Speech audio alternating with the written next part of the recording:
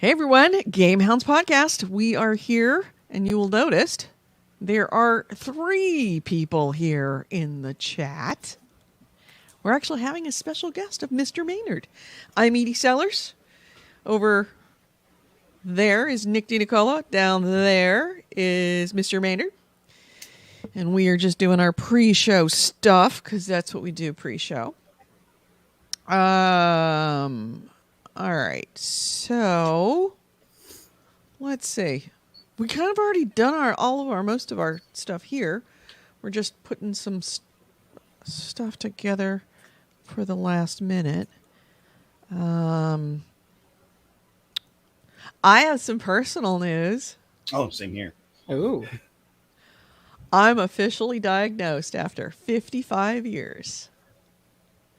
I have been officially, as of this week, diagnosed with ADHD, something that I know that I've had all of my life. But of course, when I was a kid, A, didn't exist. Well, existed, wasn't like, they didn't test for it. B, kind of lived with it all my life. And this week, officially diagnosed. So I am now officially neurodivergent. Oh, follow the dopamine. Yeah. So yeah, I start the drugs today. When I leave here, I'm going to go pick them up at the thing. So we'll see. We'll see how it goes. If the drugs are, if ADD with drugs is worse than ADD without drugs, I will go ADD without drugs, because I've been doing that for 55 years and managed to mostly get through it. I mean, I managed to get a college education and stay employed. So, it all depends on the drugs, right? Yeah. Cocaine probably would make it worse. Cocaine. Yeah, but it'd be a lot more fun. You get so much shit done. I was gonna say, you just get into that hyper fixation. You're like, oh. Listen, this is probably more than you would want to know, and probably going to get us demonetized off of YouTube. Not like we ever make any money on YouTube anyway. But there is a certain M thing that I have been told that if you got the right contractor. I knew a guy who had a contractor who only hired and honestly back then supplied amphetamines starting with an M to his workers. And he said the guys did amazing work, because it's like, all right, they're working for the dealer, so they know they got to do their job. And B is they're so focused, they would get absolutely everything lined up perfectly. They said they did amazing work. You just had to kind of keep them fenced in a little bit. Mm-hmm. Just enough. The shelf life of the worker is right. A little shorter than usual. High turnover, but man, devoted to it. Worked well. Worked very well. So let's see. We are in. Let's see if I can get my camera to go. Well, then now that we're demonetized, let's just spend the rest of the episode playing movie trailers from Amazon. Yeah. Nope. My camera will not go to standard screen. It will stay widescreen. So you get to see all of my junk back there. My toner cartridges and my paperwork and all that. So, we are pretty well. We got AC Wraith in the chat room. Good to see you, Bubba. With his standard emojis. Oh, thank you for reminding me. We are Patreon sponsored. Don't forget. $1 a month is all we ask. We don't ask a lot. We work pretty cheap. Kind of like a meth head. So wait, are you getting meth? I've never gotten any meth from this. What the hell? What was the movie? I'm trying to think. Yeah. Oh, Lord. We got Alan Casper. It has been a while. Holy buckets. There's a voice from the past. Wow. Welcome. Haven't seen you in forever. But yes, patreon.com/GameHounds. $1 a month is all we ask to keep us going and paying for, things that take money from us. stay up and running. You got Ryan Stevenson in the chat room. Oh my God, another voice from the past. How is everyone? So we have not started the show. In fact, I have to fire up things. Okay. Hopefully it's not going to crash my computer because I had everything new. All right, let's do a voice check. Checkity check. All right, I'm good. Nick, go ahead. Check. All right, Nick's good. Maynard? Check. Oh, yes, you show up. Just lovely. All right. So, Maynard, it has been a while. Mm-hmm. You will not hear music, unfortunately. In fact, nobody hears music, but it goes into I need to make the spaces for the podcast part of it, so we got to start the show like that. And when you show up for the video version, you get all the bonus of us being here.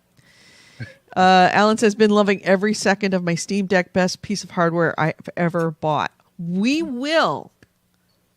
Spoiler alert, we will be. The reason why Maynard is here is to talk about the Steam Deck. I don't have one. Nick doesn't have one. I'm hearing lots of things, and I want to talk to somebody who actually owns one so he can answer questions about it, because I have lots of questions. And now we will have the answer. So we will have a full review in great detail of the Steam Deck. AC Ray says, apparently I don't work as cheap as fantastic Q&A in localization. Yeah. But you know what? You are definitely appreciated. At least I don't, I've actually paid you more than I've paid Nick ever. If you count in all the JetBlue rides that I got. That's true. You used to get free JetBlue flights from me. Yeah. So yeah, there is that. That added up. It did. Yeah. All right. So let me start the show. I just have to get to where my music is. All right, we're starting the show.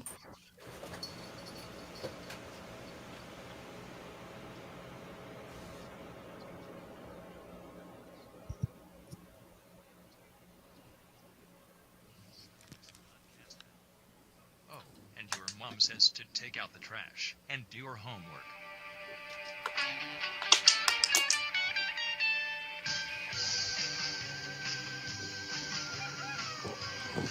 Mics are hot. Hello and welcome to GameHounds. GameHounds episode 645. We are recording this on Sunday, July 3rd, 2022. I'm Edie Sellers. With me is Nick DiNicola and a special guest star, Mr. Maynard. How you doing? Oh, it's been quite a while, but I'm doing great. Figured I'd come in here and say hello.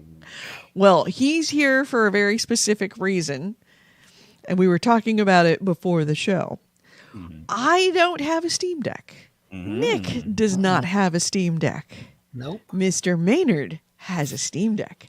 Mr. Maynard will be giving us a review of the Steam Deck, because I have many, many, many questions, because it's not an inexpensive piece of hardware. No. And not just money wise, but also like spirit wise, since it's almost impossible to get a hold of one. But I want to know, if I spend this, is it going to be something I use on a daily basis, or is it going to be something like my Nintendo DS that sat on my shelf and I used it probably 5 times, and all of them were on planes? Question is that Nintendo DS still charged and it turns on?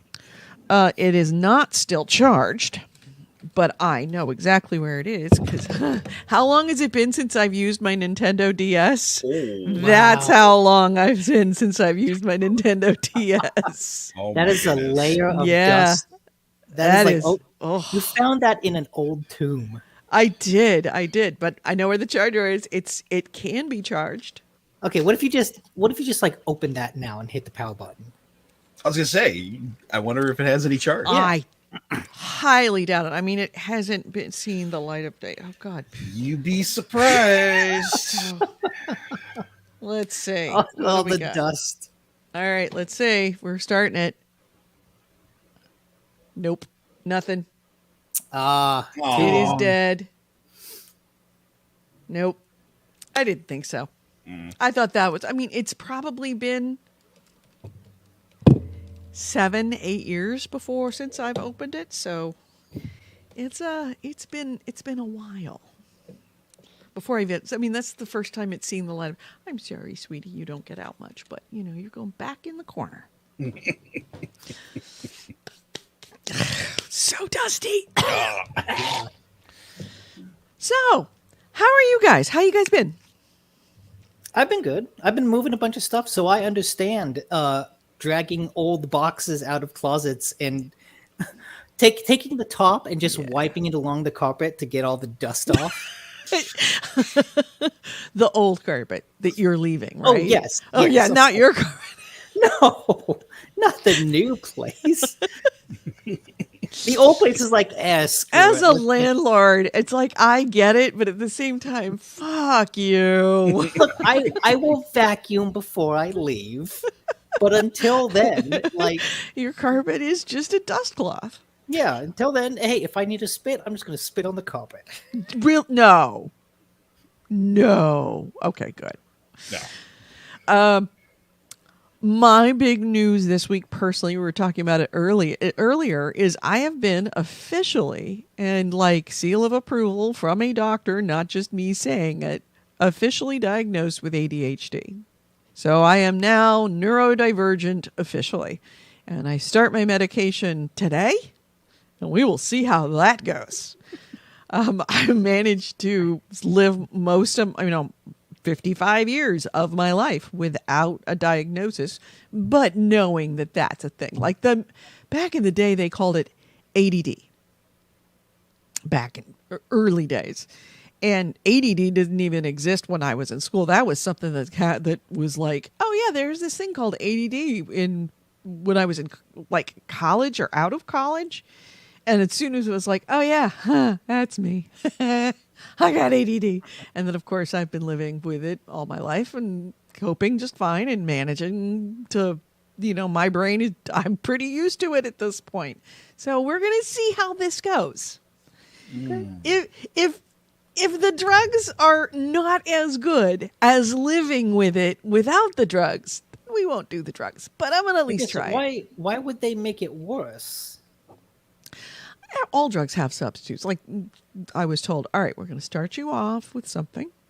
We're going to give you one pill. And if you tolerate it, then we're going to go 2 pills a day. I'm like, okay. What would not tolerating it be? And she goes, oh, you'd be all jacked up. I'm like, okay. Oh, okay. I don't know what this is the doctor's words. You'll be jacked up. Oh wow, that's good advice. I'm like, can we be more specific about jacked? But yeah, so if I'm jacked, we will not. Is that another new medical term? New medical term in the books. Yeah, that's the official word from the psychiatrist was jacked. Edie come back next week all swole. Yeah. Now, if it's and then she's like, and then when you got that, then we'll talk about the stimulants. I'm like, stimulants? I don't do well on stimulants. Stimulants make me jacked. And she's like, just let's hold off. We'll take it one step at a time and see how you do. Okay, there are levels to this. Oh yeah. Oh yeah. It's a process. So Alan Kaspar says, "Shit on the rug, Nick. You built up more good karma than anyone." You know what? Do not shit on your rug. I'll just pee in a corner. No, you don't pee on the rug. It brings the room together. No, I'll just pee on the wall. Just write your name. Spell your name on there. Yeah, so long, exactly. And thanks for all the fish. Yep. Hey, look, honestly, the cats have puked on that carpet so much that who's going to notice? Alan Kaspar also says, Edie, it's time for 2 episodes a day. Oh, Jesus. if I feel the need to do 2 episodes a day, even 1 episode a day, yeah, it's officially I'm jacked and I'm not doing that. That's the official Jack metric. Yeah, that is the line between not jacked and jacked. We got AC Wraith, of course. We got Ryan. We got nobody else, but that's all right. So let's talk about the early stuff. I haven't played. Have I not played any games? I haven't played any games, but I'm tempted to play Bannerlord. I will say that. I will leave it at that. Bannerlord. It's another strategy game in the Crusader Kings kind of world. Oh, okay. Type. Why would you games. not play it? Is there a reason? Yeah. For the same reason I should never have played Crusader Kings. This is wrecks my life. I get jacked. It's good to try different Jacks. You've got the Crusader King Jack, and you're familiar with that Jack. I mean, Yeah. there's Jack in the Box. There's I don't know. Anything that keeps me up until 5 o'clock in the morning, and I go, oh fuck, it's 5 a.m. and I have to work in 3 hours. Yeah, that's jacked. So I'm Bannerlord. I can see being another very dangerous game for me. The upside about it, and the thing that's keeping me from jumping in it right now, is that it is Windows only, and I'm Mac for life. So. But at the same time, I also do know that I could go over and plug in my very high-powered laptop, my gaming laptop, into the computer right over my work computer. And you could get a Steam Deck. Or I could get a Steam Deck, which is why I want to find out from Mr. Maynard about a Steam Deck. Because if I can play Vanderlord on a Steam Deck, I'm totally getting a Steam Deck. Alan says Bannerlord is lovely on the Steam Deck. Oh fuck! All right, well there we go. We all just want to get you jacked. Yeah. Mm-hmm. So let's see what else. But yeah, I haven't hardly played anything else. Just been preparing for 4th of July. For no reason, because I'm not doing anything on 4th of July, but I felt it was the time to try to recreate my mother's potato salad, which she always made on 4th of July. I have no idea how she made it. So just but I'm trying to experimenting. It's experimenting with potatoes and mayonnaise. It's a good combo. It's a very good combo. So yeah, and yeah, getting ready for my vacation, my holiday. What have you been playing, Nick? More Final Fantasy Tactics, which is just the perennial game. I find myself constantly picking up the iPad and playing that for hours at a time. Mm-hmm. It's still really, really good. I am about 70 hours into it. Wow. But I think at least like 5 of that is probably, you put the iPad down, go do something else. Every time I pick it up and I save, it kind of says 5 minutes have passed. Mm-hmm. Like the time isn't perfectly accurate, but it never is. Mm-hmm. But yeah, that game continues to be really good, both mechanically and narratively. And I might be getting towards the end game. I don't know. But yeah, as soon as I'm done here, I just want to go play it. Yeah. But then in addition to that, I've been playing a couple multiplayer games with Rachel. Mm-hmm. One of them is Tricky Towers, which is a competitive Tetris game. You basically have each player starts with a little tiny platform on the screen, and there are various modes. The general mode is race, and that's where you have to get your tower to a certain point up top before the other person does. And it's just Tetris. Where pieces fall, you put them together, and in race, obviously, you want to be the first one to get up there. But what sets it apart from Tetris is that the pieces have physics to them. So you're not just setting them in like very segmented spaces. You can set them at an angle and then have them fall off. And at certain points, someone could use a magic spell to kind of screw you over. In this case, it'll make a piece really big. And then you have to try to fit that giant piece onto your tower. If it doesn't, all the pieces can knock over. So it's like a mix of Tetris but Jenga because the pieces can fall. So in addition to race, you have puzzle mode, which puts a line on the top, but you can't go above it. So what you end up doing is trying to like keep the pieces as low as you can, of trying to like slot them into sides on the tower at a certain point to like build it out horizontally instead of vertically, and do that for as long as you can. And then the other mode was like sort of the game is constantly throwing obstacles at you.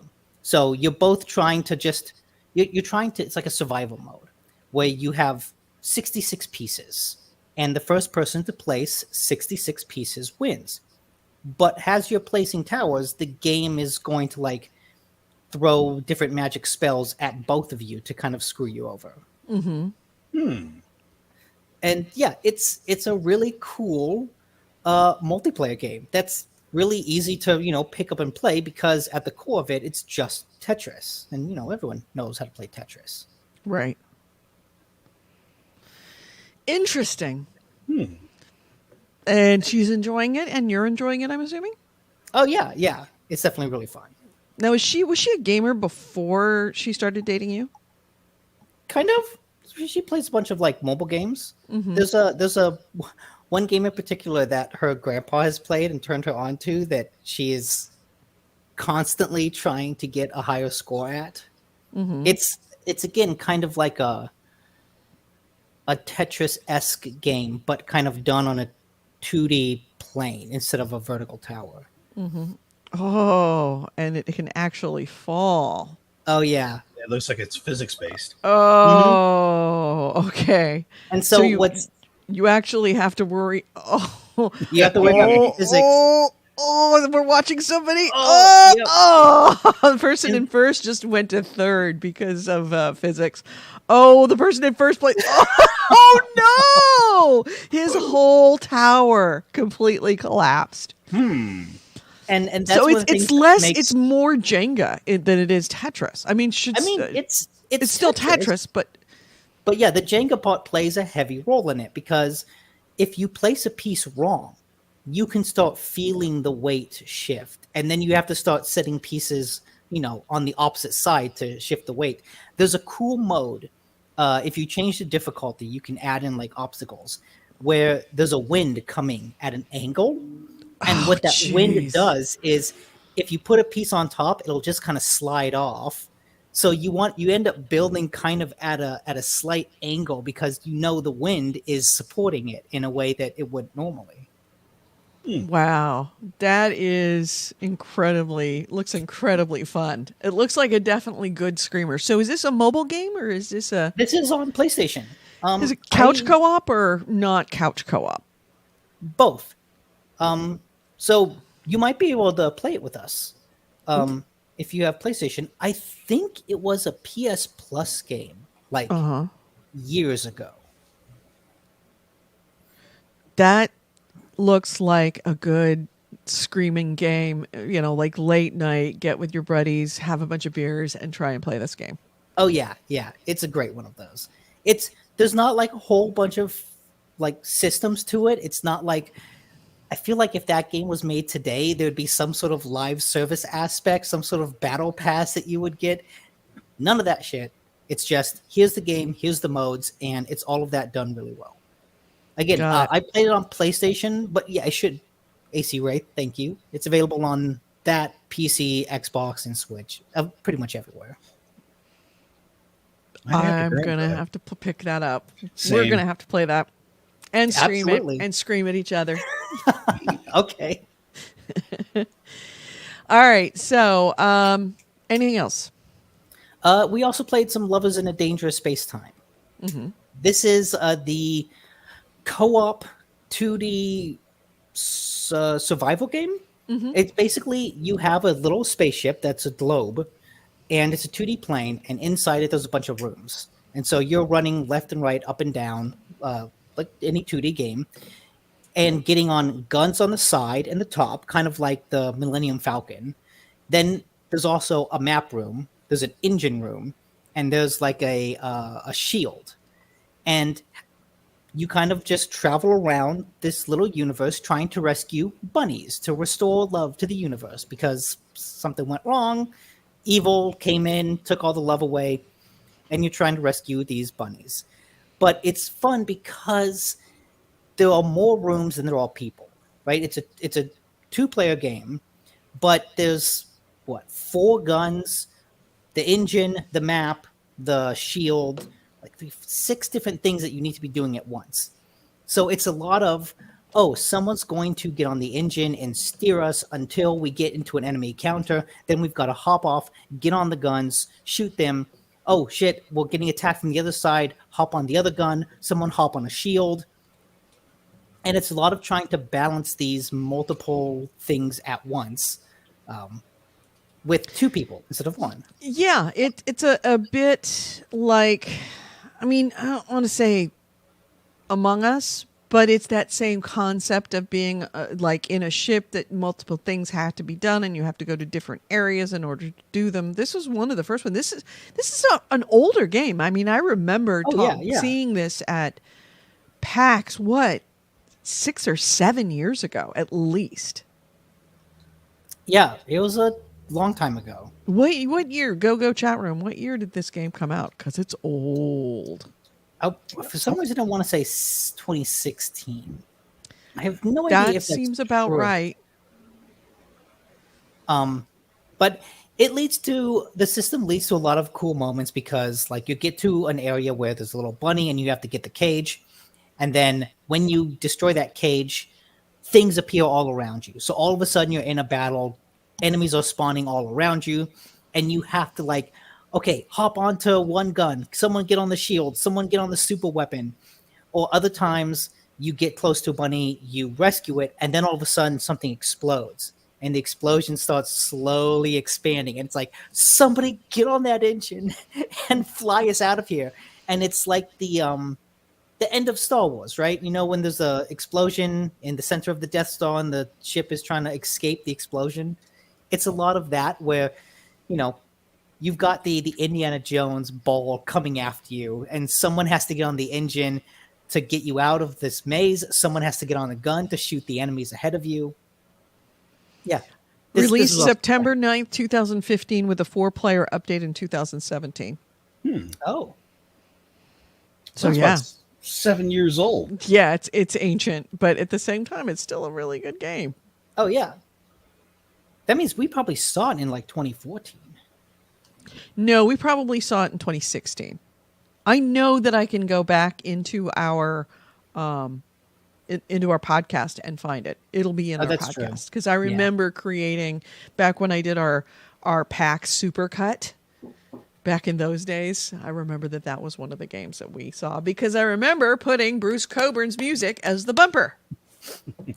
And I remember after playing this, going to YouTube, listening to that song and realizing, oh, wow, this is a really good song. Good song. It's Bruce Coburn's really good.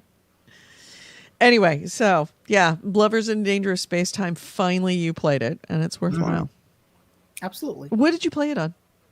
PlayStation. Ah, okay. Anything else? That's it. All right. Hey. I will say, I remember, so the reason I'm playing it on PlayStation is because that sale a couple weeks ago where you get like a PS5 controller for $30 from GameStop. Mm-hmm. So I was testing out the second controller and something about the trigger feels a little soft. And we have not played a game that would have to use the dynamic haptic feedback. the haptic feedback in the triggers. I wonder if that doesn't work for the new controller, and that's why it was so cheap. Possibly, because it is a pre-owned controller. But if that's the only thing wrong with it, the trigger itself still works, so it's still fine. Maybe you can get that replaced by Sony. Maybe I would contact them and say, "Hey, the haptic feedback's not working on my controller." I would actually have to test to see if it doesn't work. Yeah.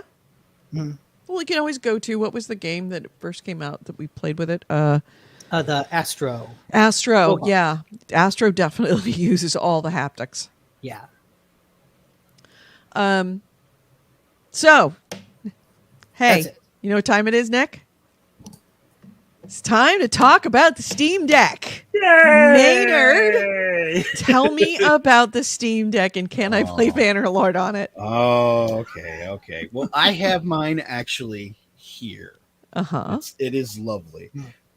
Let's go ahead and start off first. What is the Steam Deck? The Steam Deck really is a platform that it is powered by Steam. It is literally a consoleized PC. What do you mean by consoleized PC? This literally has PC components inside. And I have the full specs here if you're interested. Let's see here. This is provided by The Verge. They have the full specs. If I can. Oh, I've never used this steaming device, the stream device here, but I'll just run down it real quick. It's AMD powered. It does 1280 by 800 IPS, 16 gigs of RAM. There are 3 variations of it depending on the price that you pay.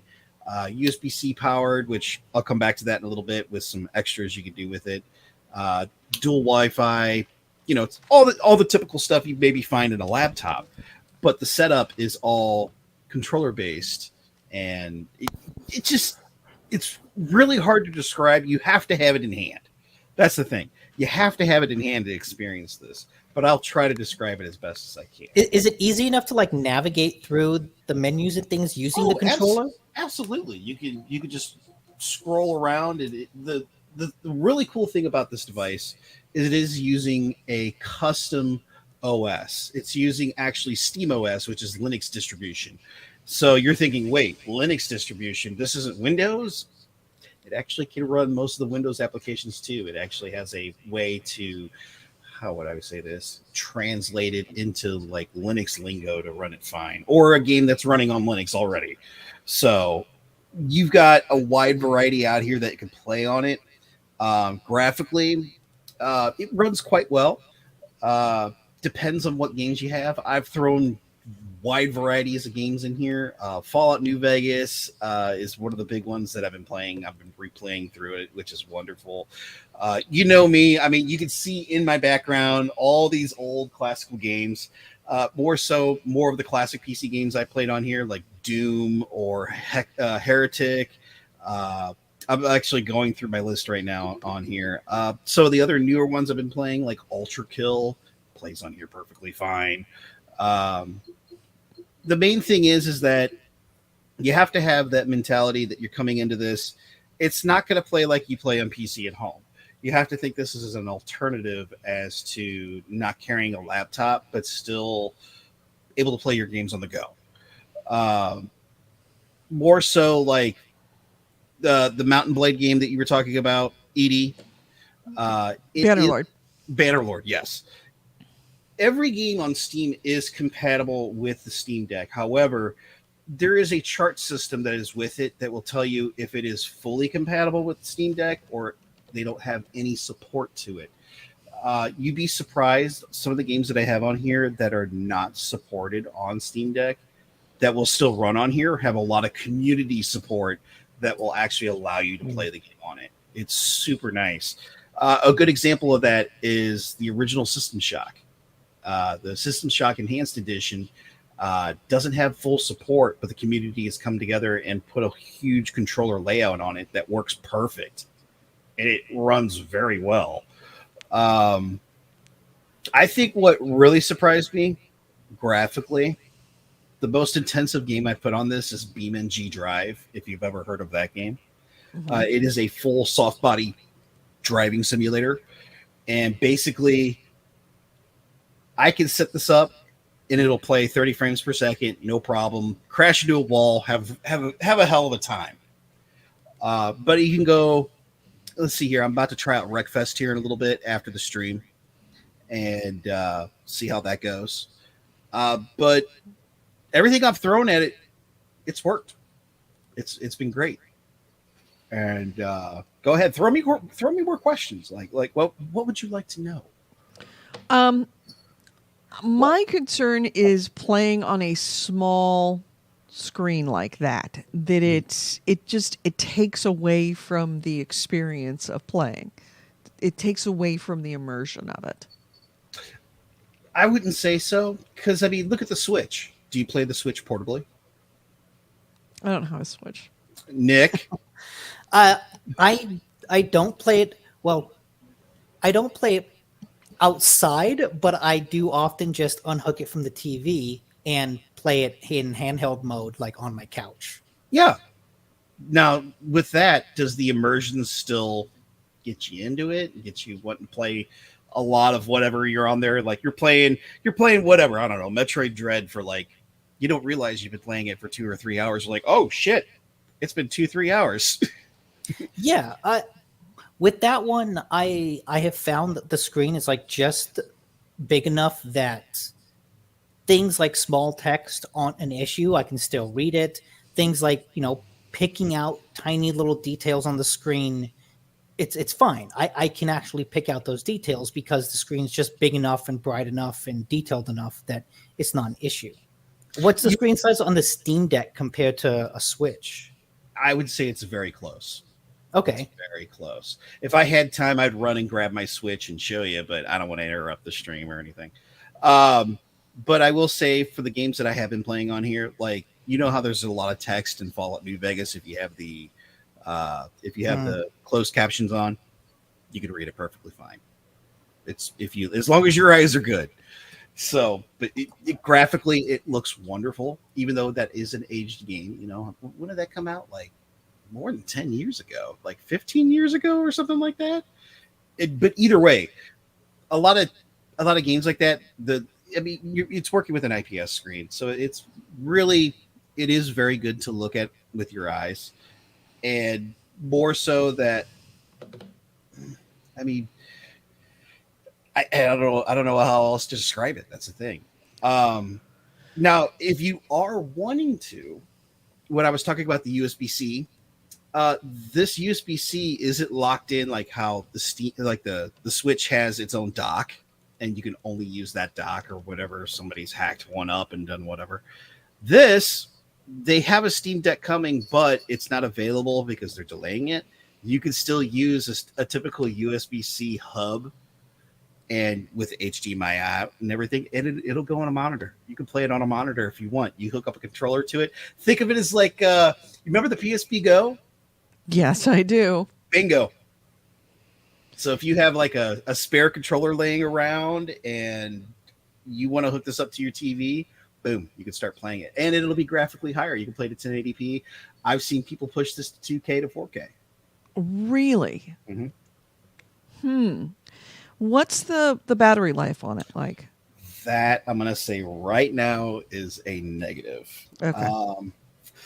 Most typical, I get about 3 hours out of mine, and that's with the graphics bumped up. Now, but what's really cool, let me hop into a game real quick. There is, if I can show you guys this with the camera that I have. Now, there are ways to change the settings on the fly so you can actually increase battery life. Mm-hmm. So you can set it, let's say, for example, when I play BeamNG, I actually set it to go from 60 frames per second to 30 frames per second, and I graphically downscale it. So instead of having like, oh, the bloom, oh, the grass, oh, everything, it kind of eliminates all that. It gives me maybe an extra hour or two of play. So hopping in here to New Vegas, I'm actually going to bring up the menu right here. Now, hopefully this will come up on my camera. There is this performance menu right here. You can go all the way down to changing certain graphics. So like I still run this at full 60 frames per second. I'm getting 4 hours of battery life just in the menu. That will change over time when you're in game because it gets details through the CPU, the GPU, and it determines how much time you will have while it's really maxed. So let me get this going here. While this is going, what other questions do we have? Have you noticed like a significant change in the battery life from like a high performance game to just like a pixel indie game? Absolutely. Absolutely. Okay, there is. So like BeamNG, I'll probably get like 2 hours. Whereas if I play like even though we'll say BeamNG, I'll get like 2 hours. If I play New Vegas, I'll get 3 to 4 hours. If I play like Classic Doom, I've seen about 5.5 hours. So you could really scale it to do what you need to do. And So if I just plug it in, though, will it still draw power as I play? So you could just play indefinitely? yes, you Okay, can. so I can just Like, sit on the couch with it plugged in. And yeah, I've got the power cord over here. You can do that instantly. And on top of that, with those USB-C hubs, most of them are powered too. So you could actually take your charger, plug it into that. It'll power consistently while you're playing your game, while actually connected to the TV. So How does it feel? Does it feel like a high quality box? Like it's got, I don't want to say heft, because heft makes it sound like it's just weight. It's not just weight. It's actually, like, how does it feel in your hand? Like, is it butter? it is a thick boy. Mm-hmm. It is a thick boy. I mean, it looks pretty thick. But I was going to say, if you take a Switch, put an extra 2 controllers on each end, so like 1 on each end, really, and that's about as wide as it is. But the buttons in context, they feel great. They don't feel like mush or crap. The thumbsticks feel awesome. They feel high quality. The haptic feedback system on this, so like I have full haptic feedback on here with the thumb pads. It has gyro on here, so I don't have it enabled. Oh, so I can actually move the whole console around to fine tune. It's a plastic casing. It does feel a tiny cheap, but high quality like plastic is what I'm saying. Mm-hmm. So the shape reminds me of the old Sega Game Gear. How does it compare to the Game Gear? Well, they do suck battery life. Yeah, that's true. But I would say this weighs maybe a little lighter, just a little lighter. This feels about 2.5 pounds, maybe 3 pounds pushing it.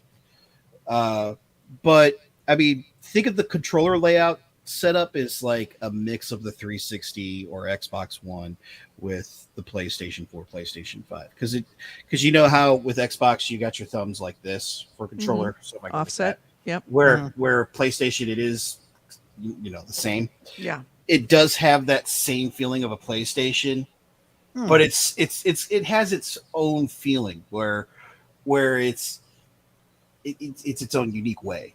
And then on top of that, you have multiple ways. You can say, let's say, like I'm playing System Shock or this, I still have this type of movement, or I could do this type of movement, or I could just play it with the D-pad, or I could use both of the sticks.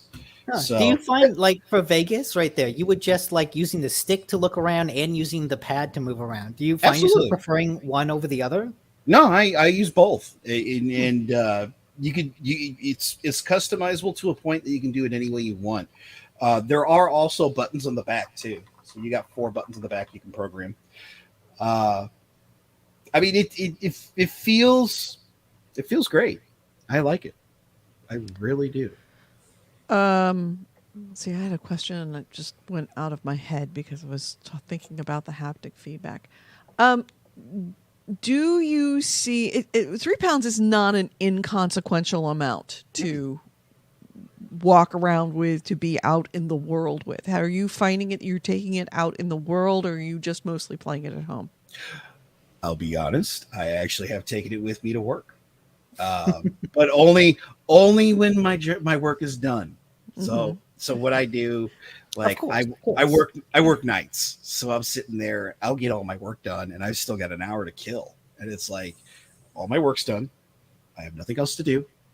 I'm just going to play my Steam Deck, and I'll be down there playing with it and just killing an hour. Mm-hmm. I could, if you travel a lot, like if you're on an airplane, I can see you using this. The only problem would be is don't play the really graphical games on it, because you're not going to get a huge battery life out of it. Right. But I mean, if you're on an airplane, you can just plug it into the outlets. They've got outlets on airplanes now. Some of them do. Like I fly the cheap stuff, and they don't. But you can use. There are some battery backups out there in the market that actually have the output, because this does 30 watts, so it's a 30-watt charge, and you could actually get battery backups. That will. What do they have out there nowadays? They have like ones that'll power, pretty much MacBooks and stuff. If you use something like if I you know. use like I think me and Edie have gotten like a big old battery chunk, and I've used that to charge PlayStation controllers. I've Those used that things right to there. charge. Those things right Yep. there. Oh, I've got a different one than that.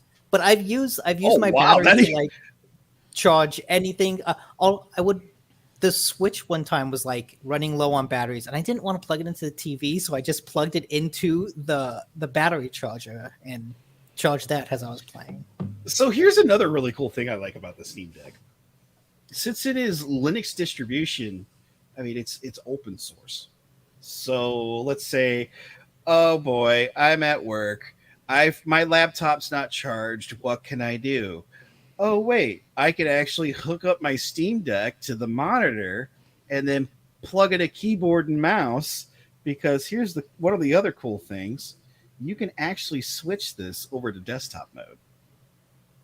It has a full desktop setup.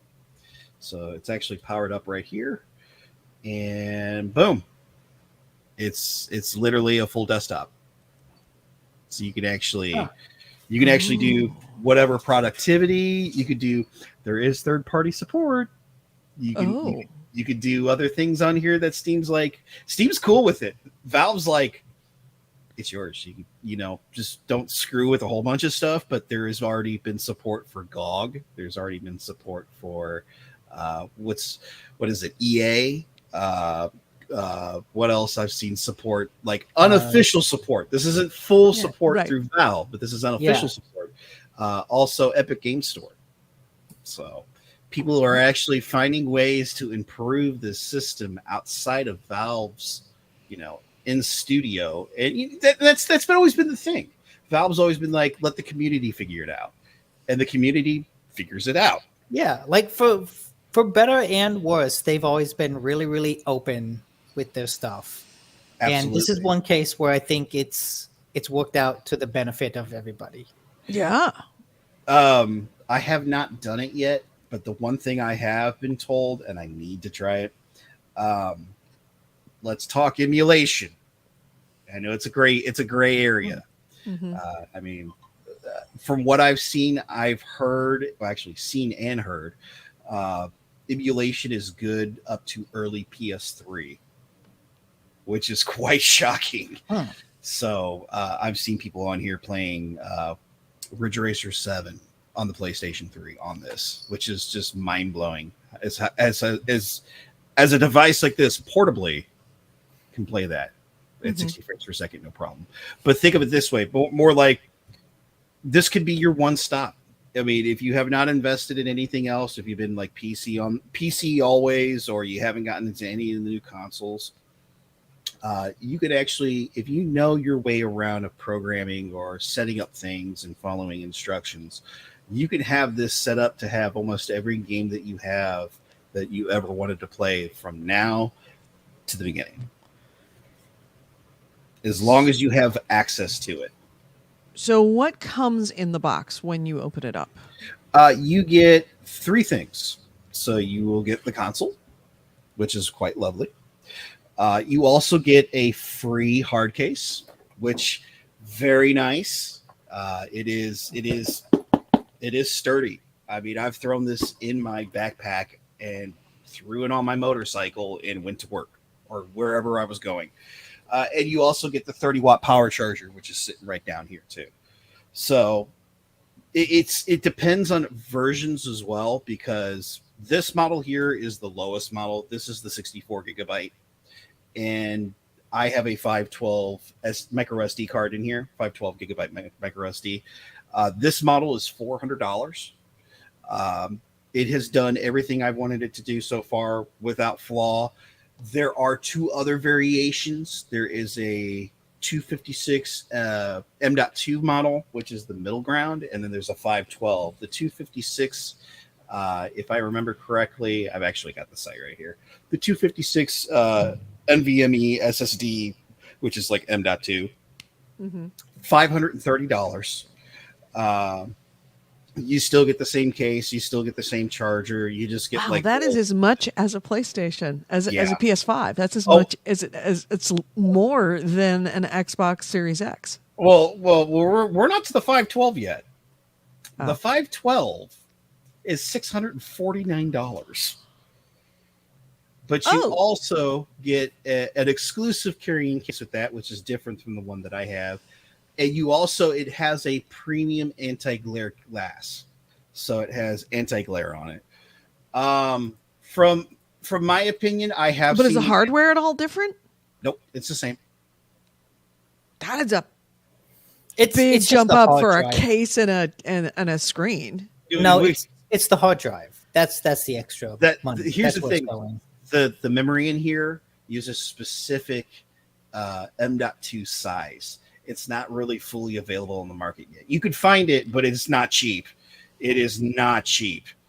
But the nice thing is, given that this is a PC and how Valve is like, hey, let the community figure it out. Once this goes out of warranty, you can open this up and put your own NVMe in. So you can save a couple bucks. What's really cool, too, is that Valve is working with iFixit. So let's say down the road, oh, no, I broke my screen. iFixit will have parts available for you to purchase so you can repair it or take it to a repair center and let them fix it. They'll have everything from the haptic feedback pads to the thumbsticks, which one of the major designs on this, because a lot of thumbsticks, we know with the drift issues that have been happening. Right. You could open this up. They're separate controller pads. They're like little sections that aren't even attached to the board, just with a little ribbon. Pop right out, pop a new one in, you're good to go. They really thought very well with this device internally. The only thing I would say that I have complaints on so far, so we got battery life is a small issue depending graphically what games you're playing. Game-wise, it has a very wide variety, but sometimes you have to rely on the community to play. It does get a little warm depending on what games you play. It's not unbearable, but it's not like a MacBook Pro hot where it burns your legs, or burns my nuts if I had it on my lap. But the other thing is, what was it? I was just about to think of is the memory. The memory is an issue, but since I got the 64 gig, I threw 512 gigabyte micro SD in here. I use a very high quality Samsung in here. Get high quality, get name brand. Don't go off brand or anything. With that, that's about it. I mean, everything else, it's been fine. So, okay. So I'm thinking of a scenario. I'm imagining Edie with this playing Crusader Kings on the couch into the wee hours of the morning. Oh God. Yeah. Like I'm imagining you have it plugged in, because you've got like an 8-foot cord just going from the wall to the Steam Deck. But how's like the trackpad? How does that do at mimicking a mouse? Because I imagine Crusader Kings playing a strategy game on there, you would use a trackpad basically just to mimic the mouse. Well, how does that look? You have two options. You can, actually, multiple options. I mean, this is the Steam Deck we're talking about here. You can actually set it up that your thumbstick can be the mouse. You can set it up that one of these haptic pads can be the mouse. I forgot to mention, that's a touch screen. Oh, okay. So yeah, don't need the mouse nearly quite so much. No, because it's a touchpad on the touch screen. Or it does have Bluetooth. You buy a Bluetooth mouse. Just hold it like this, like one-handed, or you have it on a table and you just play it with that. There's so much variety out there. Speaking of Bluetooth, is there an actual headphone jack? There is. Oh I'm sold. Nick, I will tell you this. Decades of earbuds I have can still be used. In any opinion, if you want to spend the money for the more memory internally, because you can still expand it. If you get the 256 or 512, you can still expand with a micro SD. Go with the 64 gig. That's all you got to spend the $400 if you're thinking about getting one. That's all you got to do. That's it. Oh yeah, it does have a built-in mic on it too. I could have actually just been on the stream and talking through you guys on this than actually being on my computer right now. There's a part of me that says leave and come back on that. Oh, that wouldn't have a webcam. Does it have a camera in it too? No, but you can use the USB-C with the hub and hook up a camera to it. Oh, yeah. Jesus. It's a computer. It's a computer. So, you know what? I didn't think about it. Other graphical games, Doom 2016 on here runs fine. It looks way better than the Switch version. It actually looks very good. Doom Eternal as well runs fine on here. So, Alan Casper says gummies in Stardew Valley on the deck, on the couch, equals the shit. Oh, God. Stardew Valley. Oh, me and that thing in Stardew Valley. Oh, I would never get any sleep. You could do quite a bit on this thing. And not only that, you could still do productivity stuff on the side too. This could be your one-stop thing. This could be your whole PC. You go to a location and they have like a TV there. You take a wireless keyboard and mouse with you. You plug that hub in. You connect to that TV. You turn on your wireless mouse and keyboard. You could do your stuff while you're there in the hotel room. Just imagine, Edie, you could be playing Crusader Kings on the Steam Deck while at work. You know what we need to do is we need to get one of these for Chris. Oh, yeah, this would probably work really well for him. Fighter Ace, who is a pilot and is in a different city all the time and been playing on Stadia with us, things like Rainbow Six Extraction. Yeah, if you probably have to hack your way to get... No, you could probably get Rainbow Six Extraction on Steam. Rainbow Six? Yeah, see if it has Steam. If it does it have Steam support? I'm looking this up right now. I'm on Steam. Yeah, Rainbow Six Siege. Yeah, no, Rainbow Six Extraction. Oh, Extraction. It should be on here. It should. Well, if it's on Steam, you can get to it. I don't think it is. I think Extraction might just be a console and like Ubisoft thing. Yeah, no, it's not on there. But you were saying that there is the community that is finding ways around to get to Ubisoft. There are ways. So you got to give it time. You got to let the community figure that out. Unless you're really good at programming, you just got to wait. That's not me. So let me just name a couple games already that these are Steam Deck verified. As in, when you go through the system, you may see like a little green check mark. There's a little system that you just do through Steam that'll tell you, hey, this game is fully compatible with the Steam Deck. It has an official controller layout set up on the system. You're good to go. So let me just name some games real quick. How about Sekiro: Shadows Die Twice, Final Fantasy VII Remake, God of War portably. No Man's Sky, Terraria, Horizon Zero Dawn, Witcher 3, the new Star Wars Lego, just unbelievable. The new, which I need to get around to. I need to get the new Teenage Mutant Ninja Turtles Shredder's Revenge because I love the old beat 'em up games. Mm-hmm. So, but like, and Alan Casper says the only catch right now is anything with anti-cheat is genuinely not supported. That is true. I don't think that would be an issue for us personally, just because I couldn't see me or Edie playing a lot of multiplayer games with it. It depends if you're playing with just your friends, if it's certain games, that's not anti-cheat. Anti-cheat is more for like CS:GO, and anything that it has enough cheaters in it to require anti-cheat. I tend to avoid anyway. I need to push this device. There is a game I need to push this with. I do have Phantasy Star Online 2. Mm-hmm. I want to see how an MMO runs on one of these. Got it. Be interesting. That, or have you ever heard of Final Fantasy 14? Man, you may have just sold one of those for me. The other problem is you can't find one. What are they going for on eBay right now? You can log in for a reservation. Here's my time frame.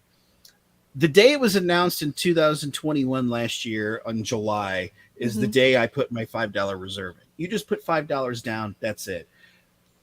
I did not get my Steam Deck until about 2 weeks ago.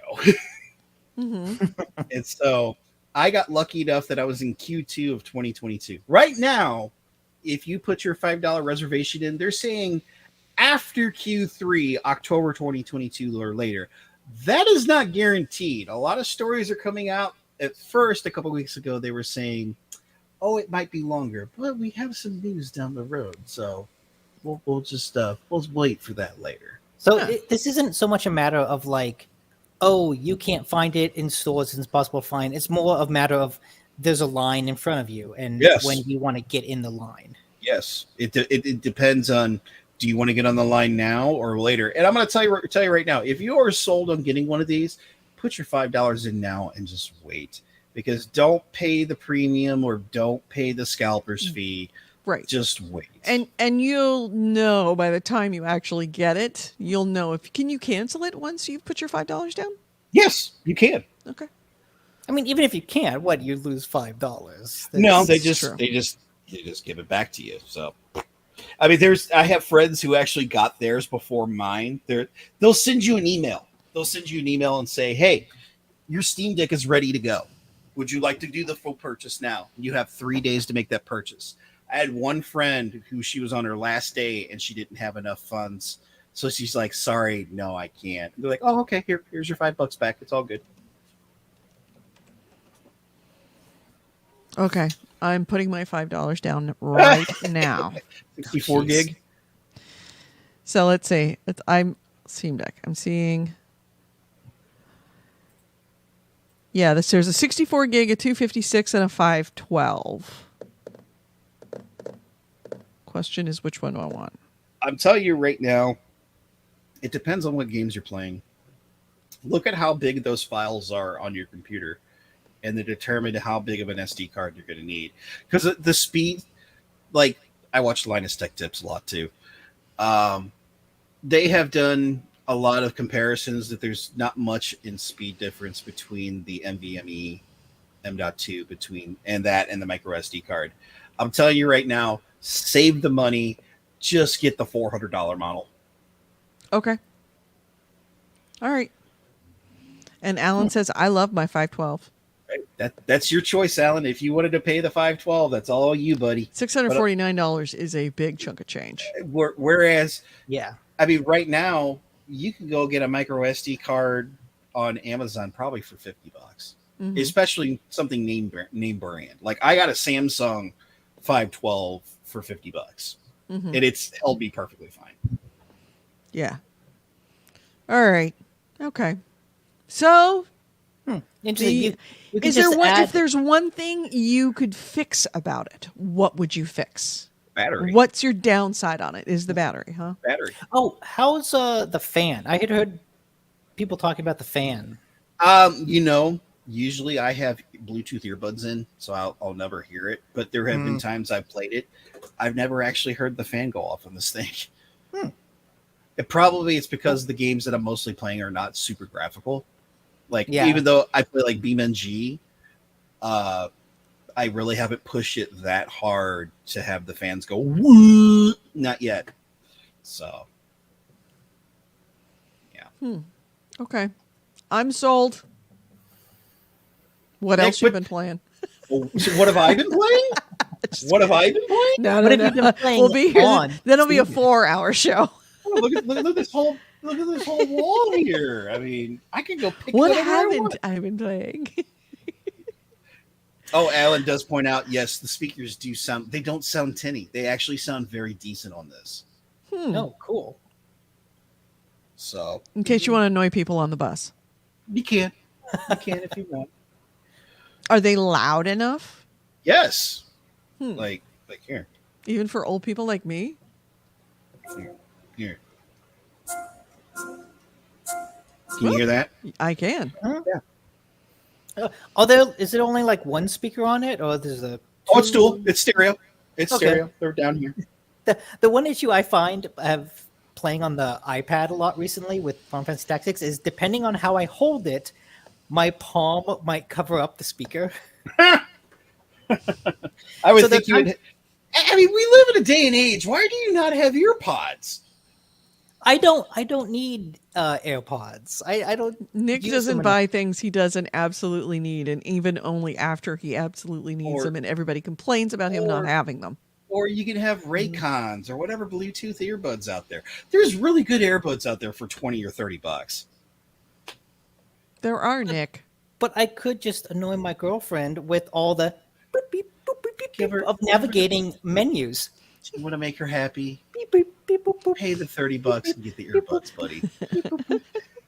I mean, I've also got oodles of earbuds. Yeah. AC Wraith says, I've been playing Reventure. Mm-hmm. Oh, Reventure? That sounds familiar. Reventure. What is that? So, all right. Bottom line, it's a buy. Yes. It's a big buy. If you are a big PC enthusiast, it is a buy. Excuse me. I gotta say, I never expected the overwhelming love that I have seen, not just from you, but throughout the internet in the last 2 weeks since these have actually hit people's hands. That people are like, holy shit, this is better than I expected it to be. It's more like it's the joke I like to say. Hey kids, do you want to see the actual Switch Pro? Do you want to see what Sony was trying to do for years and finally gave up on? Oh, Yeah. that's a shame. That's a shame. The Vita was such a good console too. It's interesting. The Steam Deck is interesting because I feel like Valve has always tried to make hardware and has generally done well, but none of it's ever actually taken off. I mean, And well, this actually seems like it's. I mean, taking off. I have bought into many a bad thing. Yes, that is what you think it is, and that you notice it doesn't have any. That's the first gen PSP. It's a first gen PSP. When I was cleaning out my brother, my desk, I found my brother's old first gen PSP with the pop up. What's it got in it? It's got something in it. Hey, let's go older. Hey kids, do you want to play the Atari Lynx? Wow, it's got the Serenity UMD in it. Oh my God, look at that, a Lynx. Holy shit. Oh wow. This is a great console. A lot of history on this. We're showing all of our failed failed and dusty portables. Oh, look at that. There's my 3DS right there. Look, oh, you weren't kidding. Here, let's check it. I would go get my 3DS, but I have a cat on my lap. Oh. It's dead too. Oh. Anyways, back to the show. Yeah, he's Reventure. AC Ray said it's like a short, repeatable Metroidvania with 100 or so endings to discover. Really short, like minutes per session. And then Alan Casper says, "I can tell you, Steam Deck is the first time Valve genuinely killed it, knocked it out of the park." So here's something real quick. What are the products that Valve has made in the past? They've made that haptic feedback controller. So they made the Steam controller, which was cool. Then you had made the streamer thing. The Steam box. No, it wasn't the Steam. The Steam box was like the console, right? You also had the it was like a Wi-Fi booster or something. It was a streaming device that you can use in your internal network. What was that called? God, what was that? The Steam. You mean the Steam Link? Yes! Steam Link. That's it. I remember when this went for $5. Hasn't even been out of the box. I know. I bought it when it was $5. Never even took it out of the box. So here's the thing. This Steam the Steam Deck now is like all of their stuff they've made in the past put into one. So you got the capabilities with the Steam Link because you can do cloud based on that as well too. So if there's certain games that do not run well on that Steam Deck and you want it higher quality, you can let your computer here at home do the work and actually send it internet wise. So it has that capability. It has all the haptic feedback stuff that it's done from the Steam controller all built into that. It has its own integrated Steam OS, which is something new that they've been working on. But it also has Steam on it. So it's mind blowing how well they've actually taken. They're like, what can we do to do this to make this right? Put everything together. I bet you Gabe had all this stuff in front of him, and he was like, there we go. There's our console right there. Done. Yeah. Okay. Well, it's good to know that this is not going to be the next. And I think that I was really reticent about jumping into it, A, because of the price, and B, because Steam has not had a great history of trying to make hardware that ended up really doing what it promised to do. Our hardware was very niche. There were people who were able to use it, but not a lot of variety. This, however, is mainstream. This is something big. So, but like I said, if you want to go in there, just the 400. That's all you got to do. Just do the 400. If you want to go bigger, that's your choice. But I'm going to tell you right now, I've been happy with the lower end with the $400 model. That's as far as you need to go. Got it. All right. Well, I think that covers the Steam Deck about as well as it answered all my questions, which is what's important. And unfortunately, that question just cost me $400. I mean, it only costs you $5. You don't know what you're going to do until it. I guess so. You never know. You might find to save up the money. You might find somebody who has one, and you can finally physically play with one for a little bit. And it maybe that would assume I have friends. I have no friends. Oh, great! Does this mean I have don't to have fly friends out there now? Jesus. No. I can fly out there, but still, no. I'm not going to fly anywhere to try a Steam Deck. But yeah, I think that I'm going to put my $5 down now. Late to the party as usual, but I did you a favor. If I would have put my $5 down when these were announced, you know what would have happened? They would have sucked. This is what happens when I do. So you're welcome to everyone who loves your Steam Deck. You're welcome. I was the one that screwed up Destiny 2 because I got the collector's version pre-order. I was the one that made No Man's Sky bad because I got the pre-order version. Hey, but when you did that, they did do a really good redemption arc. Yes, once I gave up. See, when I leave, then everything is fine. So, you're welcome. Oh, Lord. All right, so with that, Alan says, hey, Nick, you can play Curious Expedition 2 on it perfectly.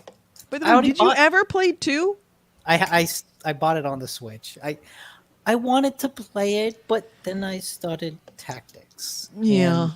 You should break up Tactics just a wee bit. You need to put down the Tic Tacs and just play something else. Mm-hmm. No, I love the Tic Tacs. They're so good. The trick is eat them one at a time, but just don't ever stop eating them. Make them last. You don't want to pull the whole thing in your mouth at once. No. You do. No, you pop. You want to pour them all in your mouth, and then you want to smile really large. All right. So that being said, shall we hit the news, gentlemen? Hit the news. Let's hit the news. This is the GameHounds News, the news, and commentary of the week in gaming with Gamer Edie and Nick DiNicola and Mr. Maynard. And our first item is... you can go. I have something in my eye. Oh, all right. Well, we'll hit the big news. The news that was top of the fold for everything and made everybody stop and go to Twitter and start typing furiously. EA this week. Where is it? I have to find it now. Stand by. I've got to find my thing. EA fucked up. Bottom line. It's a Tuesday. EA decided to go with what the young kids were doing this week and went to Twitter and tried to jump in on the they're a 10 but thing that's been happening on Twitter where it's they're a 10 but and it's something. Don't you love when corporations hop on the hottest new memes? Right. Right. And they put their foot in it. They wrote on, or their social media brainiac wrote on Twitter, they're a 10, but they only like playing single player games. This did not go over well, to say the least, and took an unbelievable amount of heat, not only on Twitter, but everywhere else. Jacksepticeye, the Irish YouTube Twitter, who has nearly 30 million subscribers, clapped back. I'm a 10, but they thought this tweet was a good idea. Vince Zampella, the head of EA's own Respawn Entertainment, who is the creator of numerous single-player games, including Titanfall and Jedi Fallen Order, two of EA's best games right now. Overall, the most highly rated games that EA has going at the moment, wrote back. He tweeted back with just an emoji, with a facepalm emoji. Yeah. Let's see. BioWare's writer Patrick Weeks added, I thought I'd be working until midnight most of the year to help ship Mass Effect 2. Noting that, yeah, aren't you working on a bunch of single-player games and single-player reskins for single-player games that were super, super popular? Some of the most popular things you have ever had being single-player? And I didn't actually do the research, but after I saw this, I thought the EA hasn't, like, the last acclaimed single player thing EA put out was the Mass Effect trilogy. Right. And the most acclaimed single player thing they put out since then is probably the Mass Effect trilogy remastered. Right. Like, from Mass Effect 3 to the Mass Effect remastered trilogy, have they actually put out any, like, really well-received single-player games? No. In fact, I was watching the reaction to this on Yang Ya, who is a YouTube streamer. And he pointed it out. It's like, oh, yeah, let's take a look at your single-player games. 7.6, 7.9, 8.5, 8.9 on Metacritic. Let's take a look at your non-single-player games, these live service games that you think are the future of gaming. 1.2, 2.3, 0.6. Oof. It was just absolutely insulting. So former Dragon Age series designer Sebastian Hanlon wrote, remember, the community manager of the group waiting to board our flight said, be more careful than usual about what you say while you're there. You represent the entire company, whether you like it or not, even if he thinks he's out of the show. Meaning that you need to be very careful about what you say in public. And that very much includes Twitter.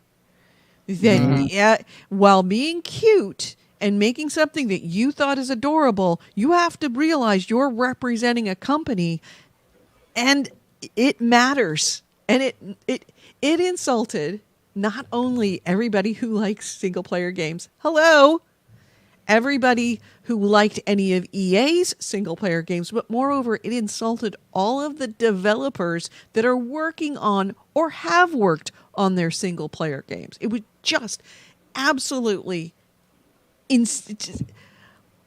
somebody lost his job. Bottom line, somebody lost his job and should have. But at the same time, it does represent, like, that didn't come out from just the middle of nowhere.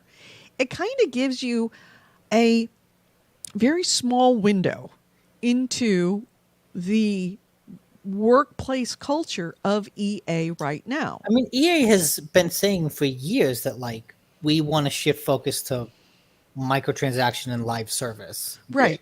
And if their social media manager or social media guy or whoever was typing on Twitter that day, he's kind of reflecting what's being said in EA. And multiplayer games are an insult to them. Like, they don't want them, they don't like them, and they don't respect people who either work on them or like them. They don't want them as customers. Because it's not saying, I'm not taking the tweet at face value. Every social media manager fucks up and says something. But it is a reflection of the corporate attitude that's obviously in the offices, that person just kind of put it out there and said it without thinking, oh. Like you don't say, that's the problem with saying things that's in your head that you don't really like, that you realize afterwards was a mistake. It was still inside your head. If you were thinking it, you just said it out loud. I feel like it's a self-fulfilling prophecy for EA, because when you look at their financials, most of their money does come from live service games. Like that is where all of their, well, not 90%. I think it was like 70% of their revenue came from microtransaction and live service games. So it makes sense that as a company, that's where they would put their effort. But also they've stopped really making big single player games. So again, it's, of course, most of the money is going to come from the live service games because they don't make much alternative to that. Right. So it's just like this kind of self-fulfilling prophecy was like, yeah, of course we don't make any money on single player games. We don't make single player games, which is why we don't make money on them. Mm-hmm. Yeah. So it's a tweet that has gone down in infamy, and it will follow EA for a long time. Not a lot of people are going to forget that. And although it might not be the top tip of everyone's tongue, it's going to be repeatedly brought up. It's going to be the horse armor quote of 2022. People will remember that quote and point to it. And it dooms EA, because for every live service game, people are going to look at that tweet and go, see, they don't like you if you like single player games, they don't want you. And every time they put out a single player game that's crap, they will point out EA doesn't put enough into single player games because it hates single player players. Yeah. And every time they have a successful single player game, people are going to be like, what's the matter, EA? Are you lying then, or are you lying now? Well, it's also they've funny just that painted themselves into the corner. You make fun of this, but at the same time, they're making another single player Dragon Age. They're making another single player Mass Effect. They're remaking the single player Dead Space. Mm-hmm. Yeah. So it was just a stupid, dumb thing to say, but it does kind of give a little spoiler into what's going on in the EA offices when it comes to single player games. See kids, with the to be the cool kid saying is they done goofed, and the consequences will never be the same. Nope. All right, so next item. Well, this is kind of just a nice bad news. Insomniac, the developer of Ghost of Tsushima, Infamous, and Sly Cooper, has said that they are not currently working on and have no plans on making or updating Infamous or Sly Cooper sequels. Which, wow, for an industry that is normally like super tight-lipped about what they're doing, having them come out and say, no, we're not actually working on these, but also no one else is. Like, it's not like another studio is taking these old games to remaster them. They're just saying, no, these games are not being remastered, or we're not working on sequels. They're just not in our timeline. And that kind of update is kind of rare. It's refreshing. It's refreshing. Yeah, it's a sad refreshing.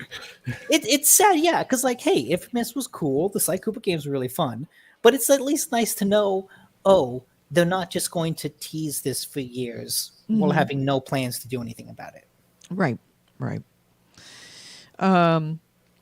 Yeah, it kind of makes me sad, but at the same time, yeah, I think that if, I like the fact that Insomniac is getting a lot of attention for saying this, simply because that kind of honesty, I think, is necessary within the developer world. as much as I know that Ubisoft is not working on Beyond Good and Evil 2, I really wish they would say they're not working on Beyond Good and Evil 2 instead of keep on saying, oh, yes, we're working on Good and Evil 2, despite the fact that they announced that, 12 years ago? Oh. Even it wasn't, when did they show that trailer? The like new CG trailer of the pig Question. that was like, Yeah. when Yeah, that they actually even go announced- to the extreme of trying to convince us that they really are working on it by making a trailer that's not they're not working on it. Stop lying. They had the trailer, and then the next year they had like an actual gameplay bit of reveal. I remember they talked about how the billboards would be populated with art from Joseph Gordon-Levitt's like art commune group. Yeah, I'm trying to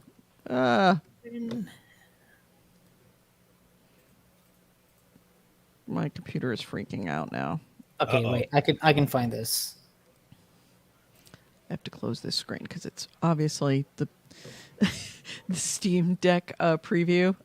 It took over my computer. So I just sat there and watched the Steam Deck over and over again.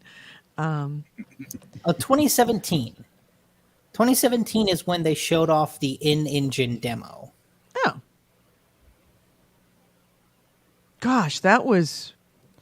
Has 5 it years. really been only that long? It seems much longer. Well, in 2018, they showed the cinematic trailer. Then...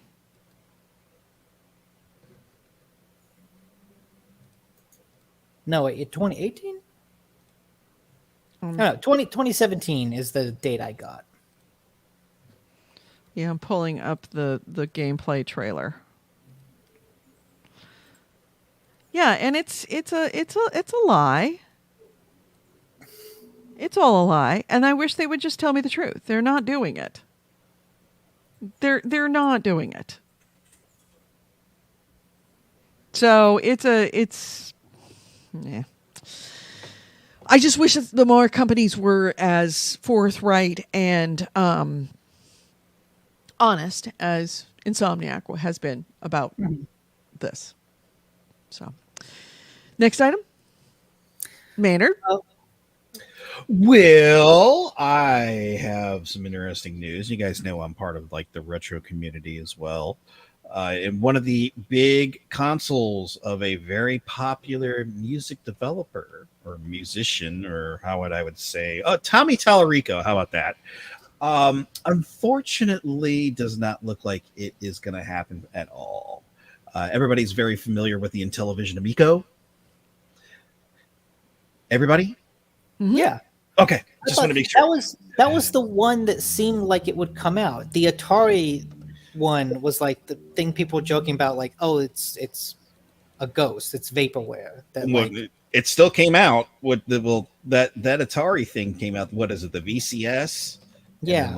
And what was it? GameStop had it on sale for stupid cheap. But here's some news about the Amico. A tweet has come out, and I actually have it on the site through the United States Patent and Trademark Office. Unfortunately, it is a dead application, refused dismissal or invalidated.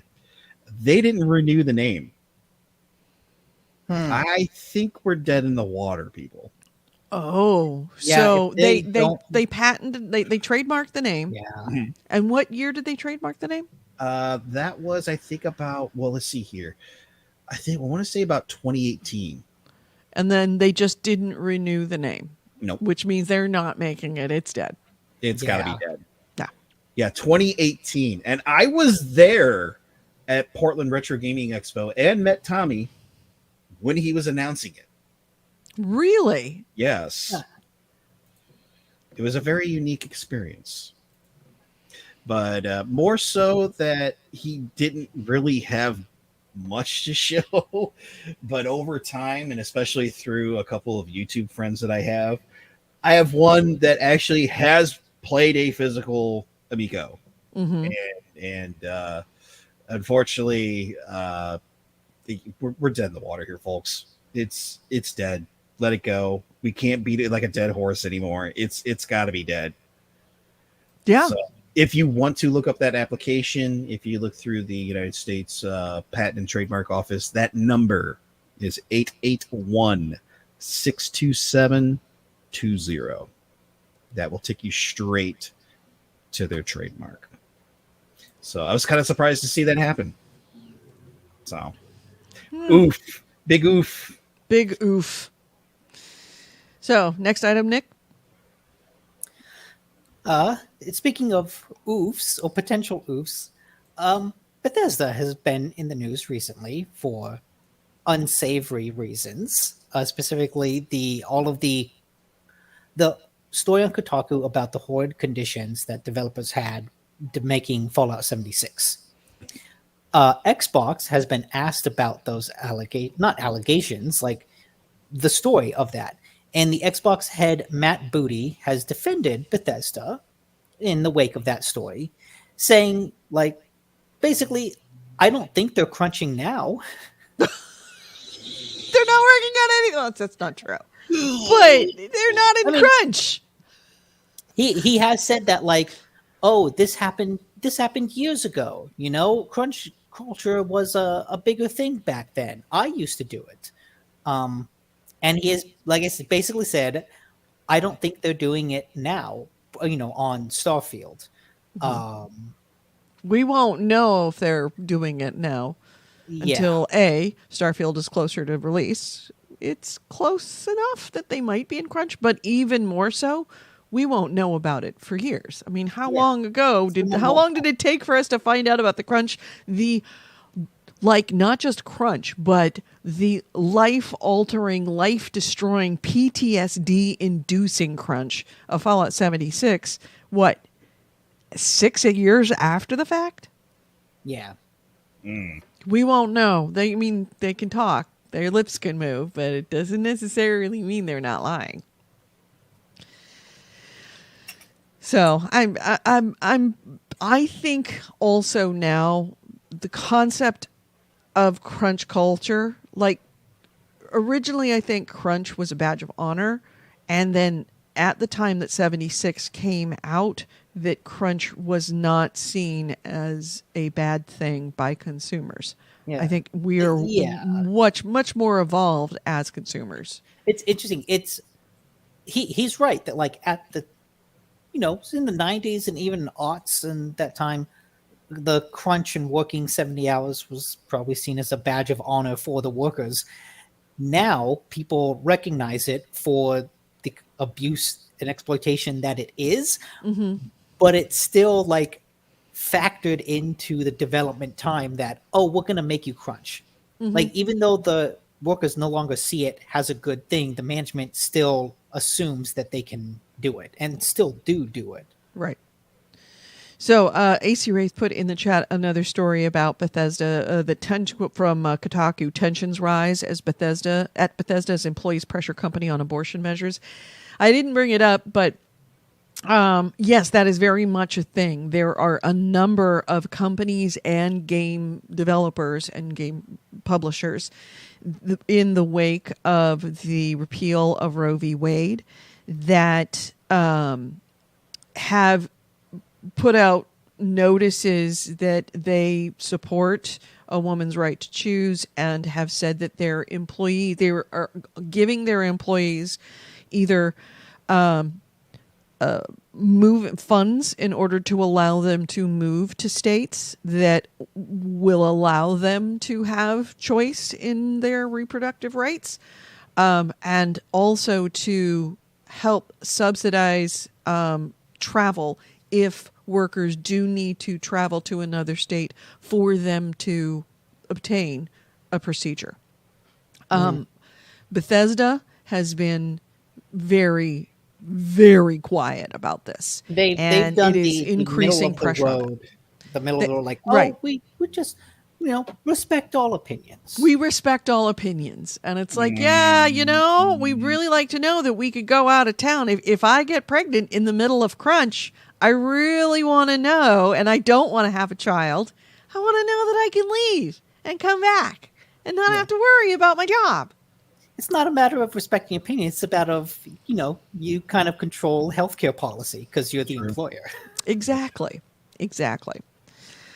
So, yeah, there. Thank you for the list. These are the game studios I'm posting. The game studios that have publicly criticized the Roe v. Wade ruling that happened last week. Was it this week? Yeah, last week. Last week. Yep.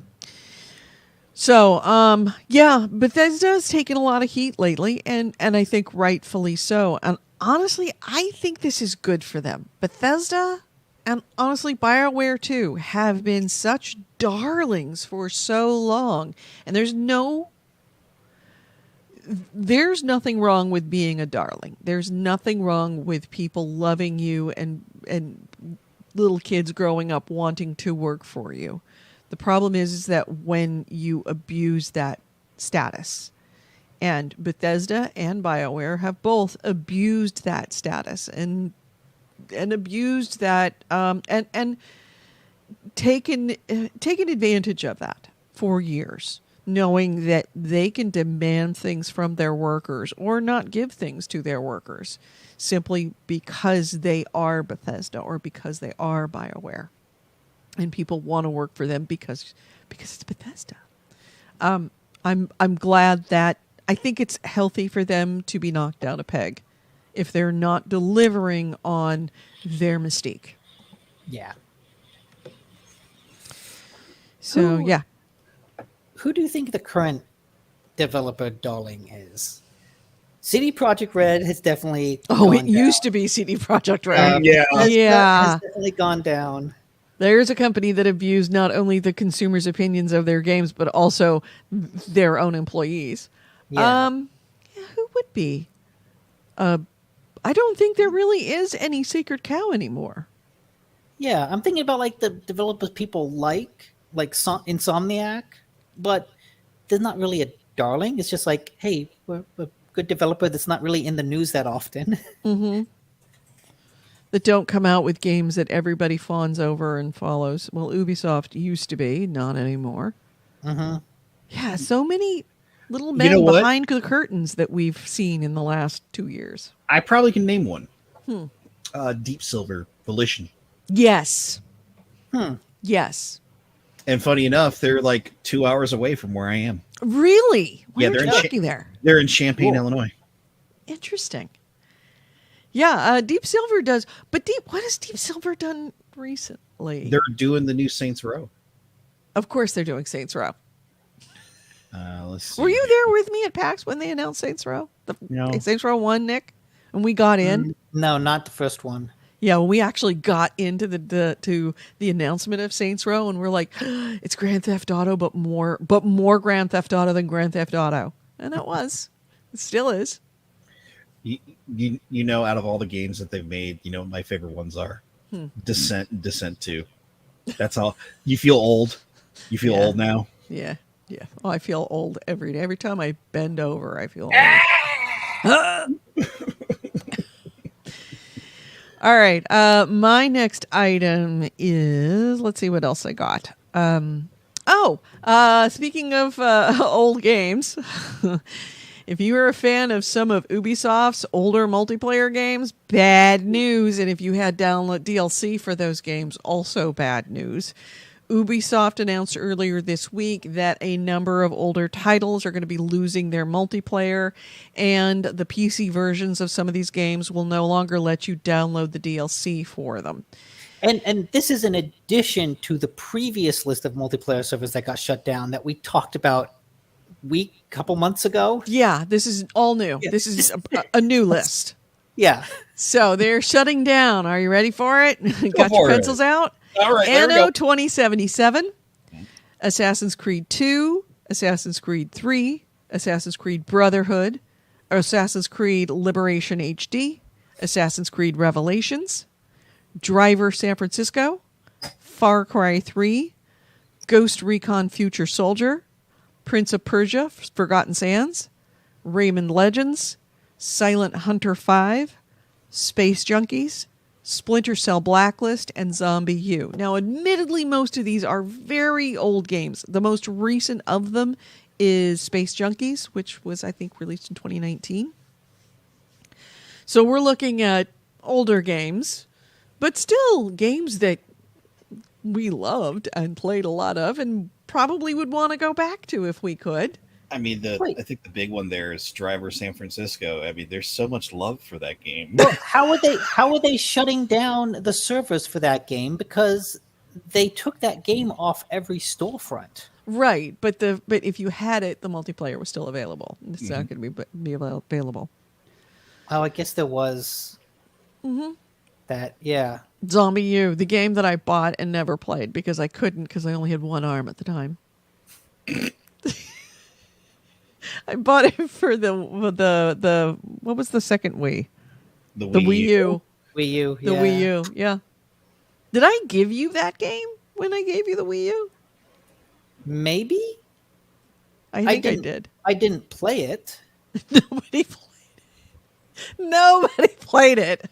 I mean, what's funny enough is I actually have that game on PlayStation because they eventually ported it to other consoles, and it was like the free game of the month, 1 month. So I could go back and play it. Yeah.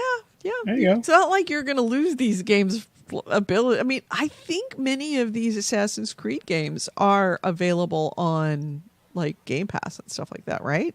Yeah, I assume you'll still be able to download those games, just not play them multiplayer. Multiplayer. It's just the multiplayer servers that are going. Yeah. So if you are, a big fan of getting together and playing Brotherhood together, sorry, can't do it anymore. All right. So next item, Nick. So you're up. Hey, we got Dave. We got Goalie in the chat room. Oh, Maynard. Goalie. Maynard, he says Maynard is so 2009. Oh, Lord. And we got Pissed in the chat room. Hey. Hey. He says, where did you dig up this old fossil? This old fossil got a Steam Deck. That's why he's here. Trying to find some Driver San Francisco discs. What's really funny? I will not be silent. Sorry, I wasn't paying attention. I wasn't looking. Since you just brought that up, Nick, last year I had a family friend of mine sell their 360 to me for like stupid cheap, like $20. And nice. And they gave me all their games, and Driver San Francisco was one of the games I got for free. Did you play really? it?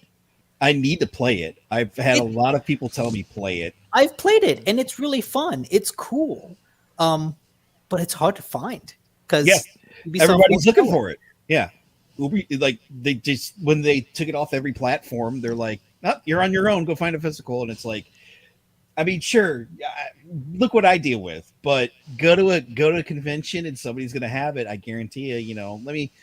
Let me look it up real quick. I could actually find out the value of it right now. So let's see here.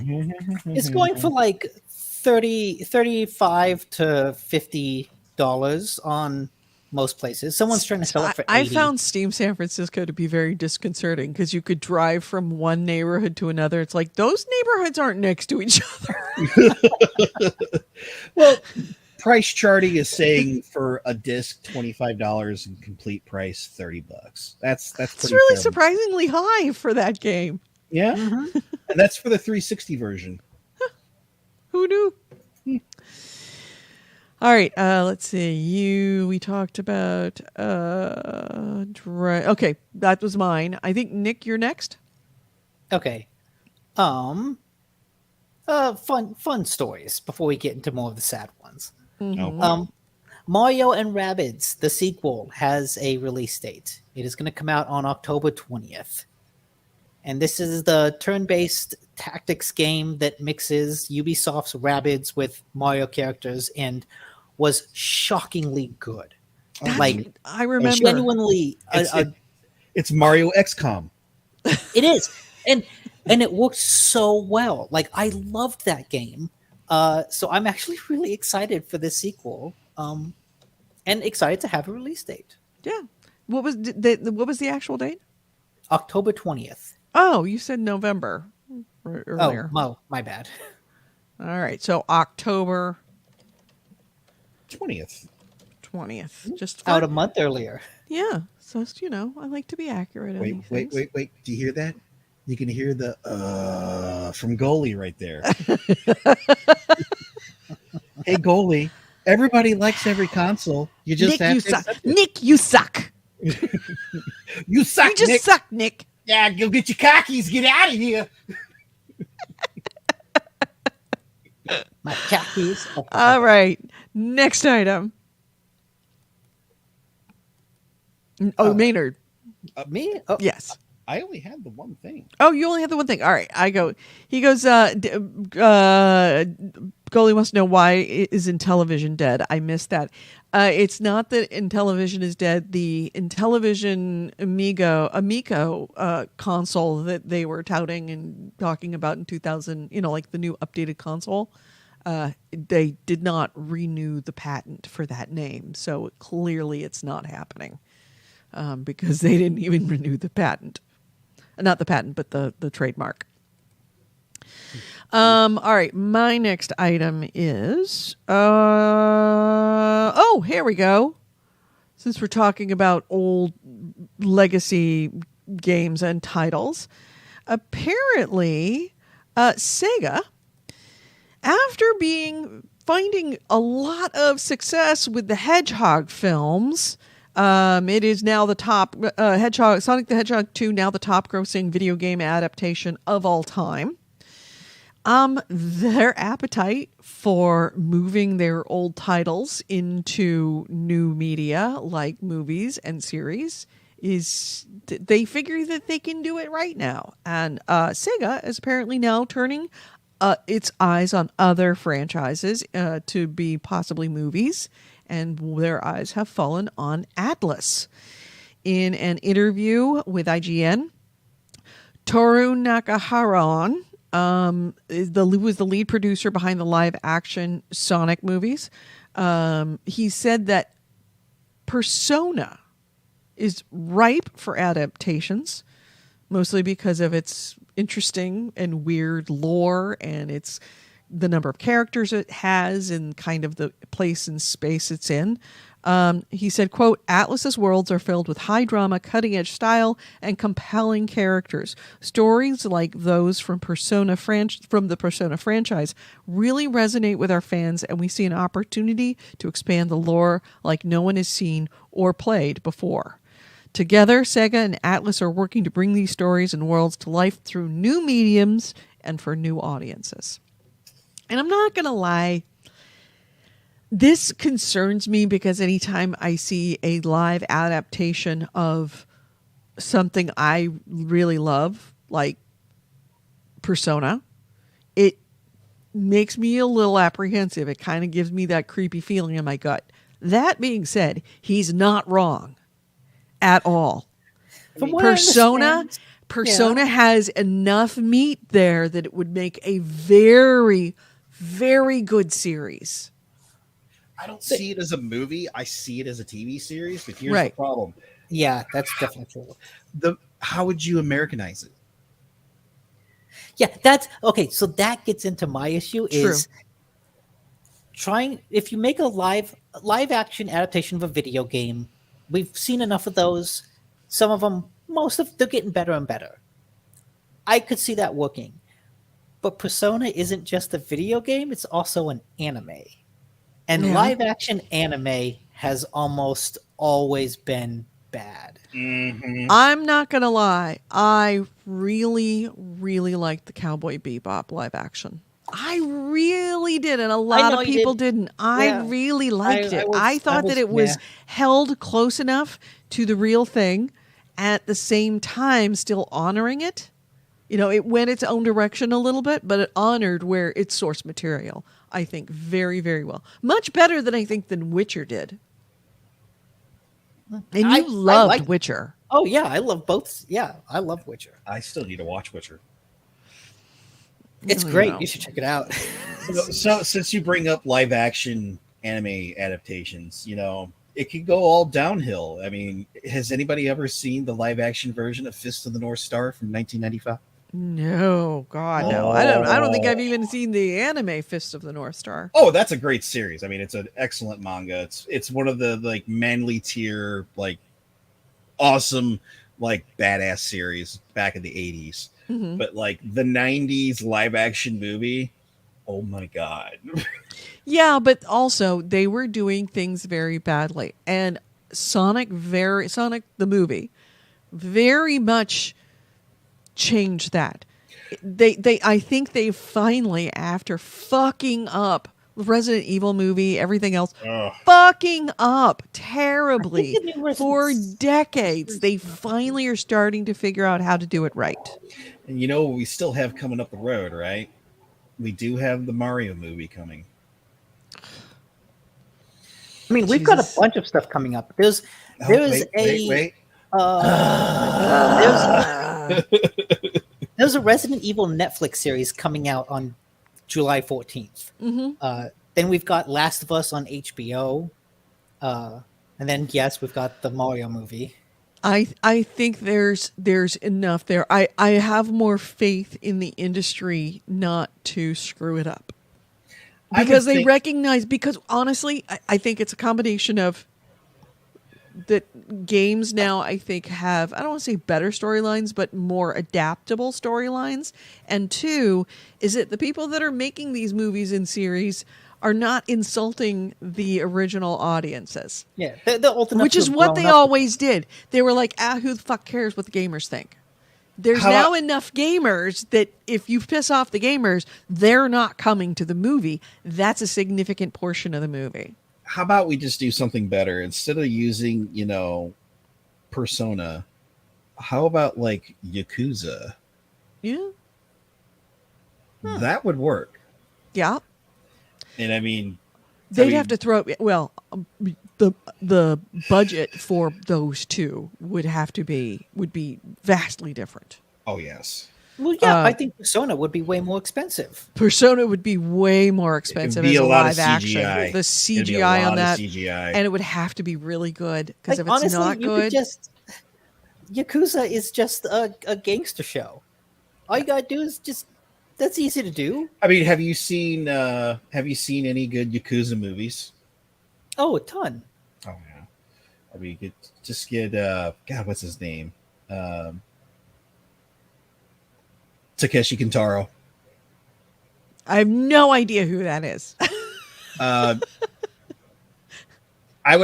give you some recommendation on Yakuza movies after the show.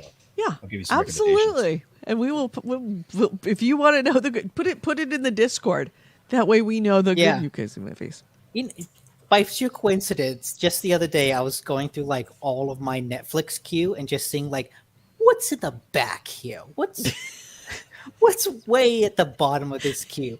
And I found like a whole bunch of like Asian crime movies that I remembered. Oh shit, I really want to see that. Alan Caspar says, John Woo, Yakuza equals hard boiled.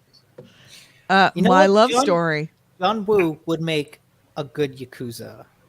Yeah, I could already name two movies right now. They're both, it's main movie and a sequel. Outrage. I saw Outrage like just a couple months ago. I saw the first one. That's a good one. Yeah, AC Ray says my love story had a great live action movie. And he says, I loved Fist of the North Star, but I had not seen the source material. Exploding heads for the win. Mm-hmm.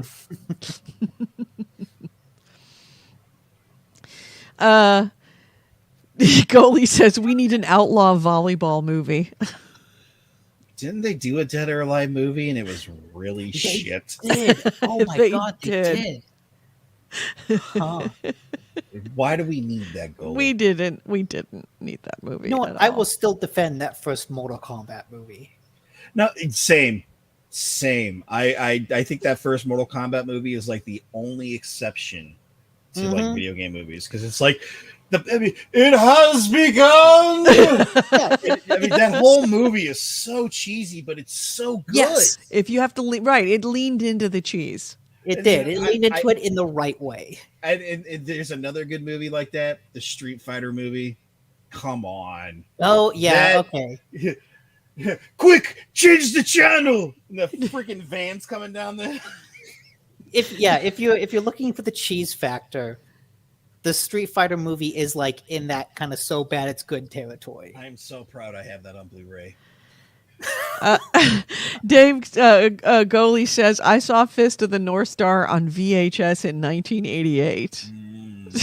Was that out in 1988? Yeah. Oh, wow. It's old. Okay, It's wait, like- Goalie, what was the porno version of Fist of the North Star? Fisting that one North star, of the Fist Star. or Fist of the Brown Star.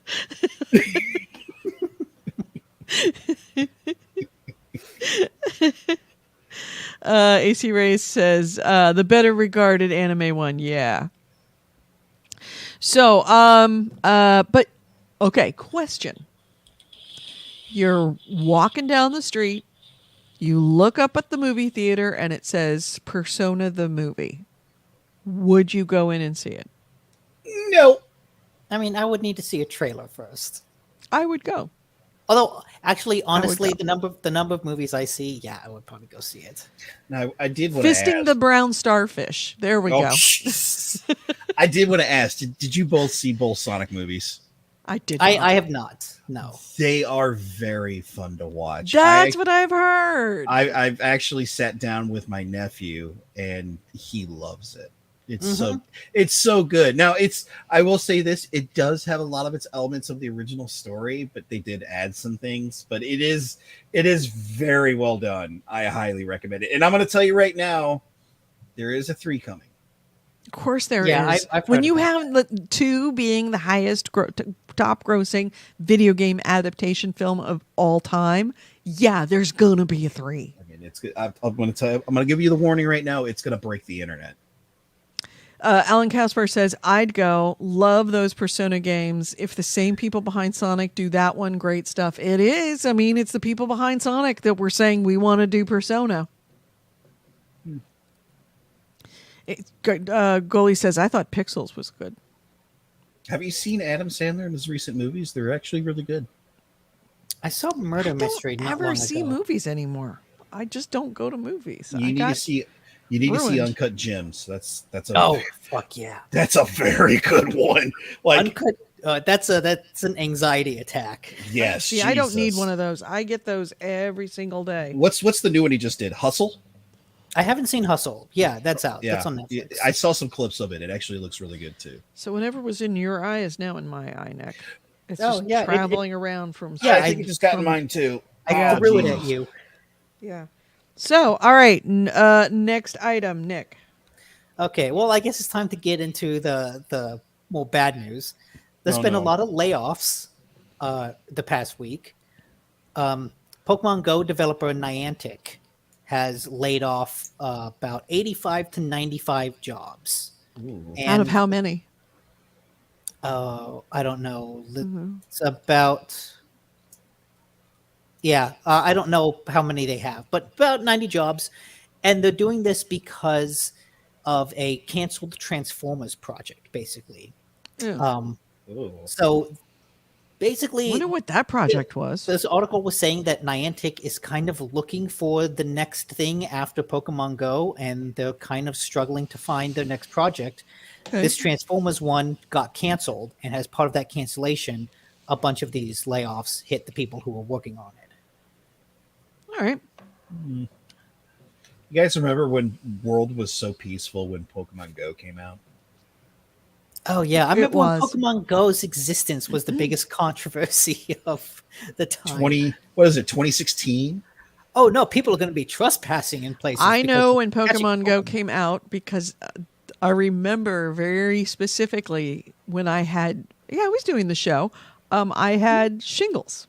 Oh. I came down with shingles across my face, and I was like, you can't be around anybody because you have shingles. Oh. And I remember covering my head with a hat and then a headband so I it remember came those all the way episodes. down over my eyes so that I could go down the street because we had 2 Pokemon stops right next to each other in front of the church around the corner from me, and it was the whole street, the whole sidewalk was full of people, and people sitting on the steps of the church doing Pokemon Go because we had so many of them. And we probably had, We had 2 there. We had 3 another block away from me, and then we had 2 more 2 blocks from me. So we had a ton of them around here, and we had people coming all into town to play Pokemon Go because there were so many Pokemon stops around here.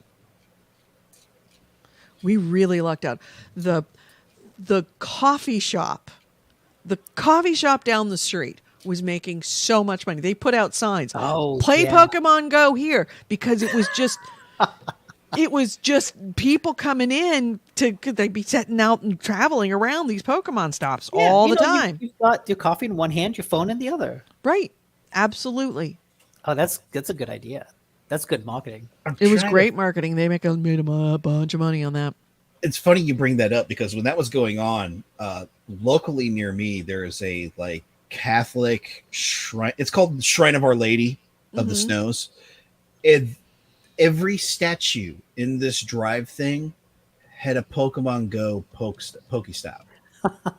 There were like within what was it called? Shrine of Our Way of Light's Shrine of Our Lady of the Snows.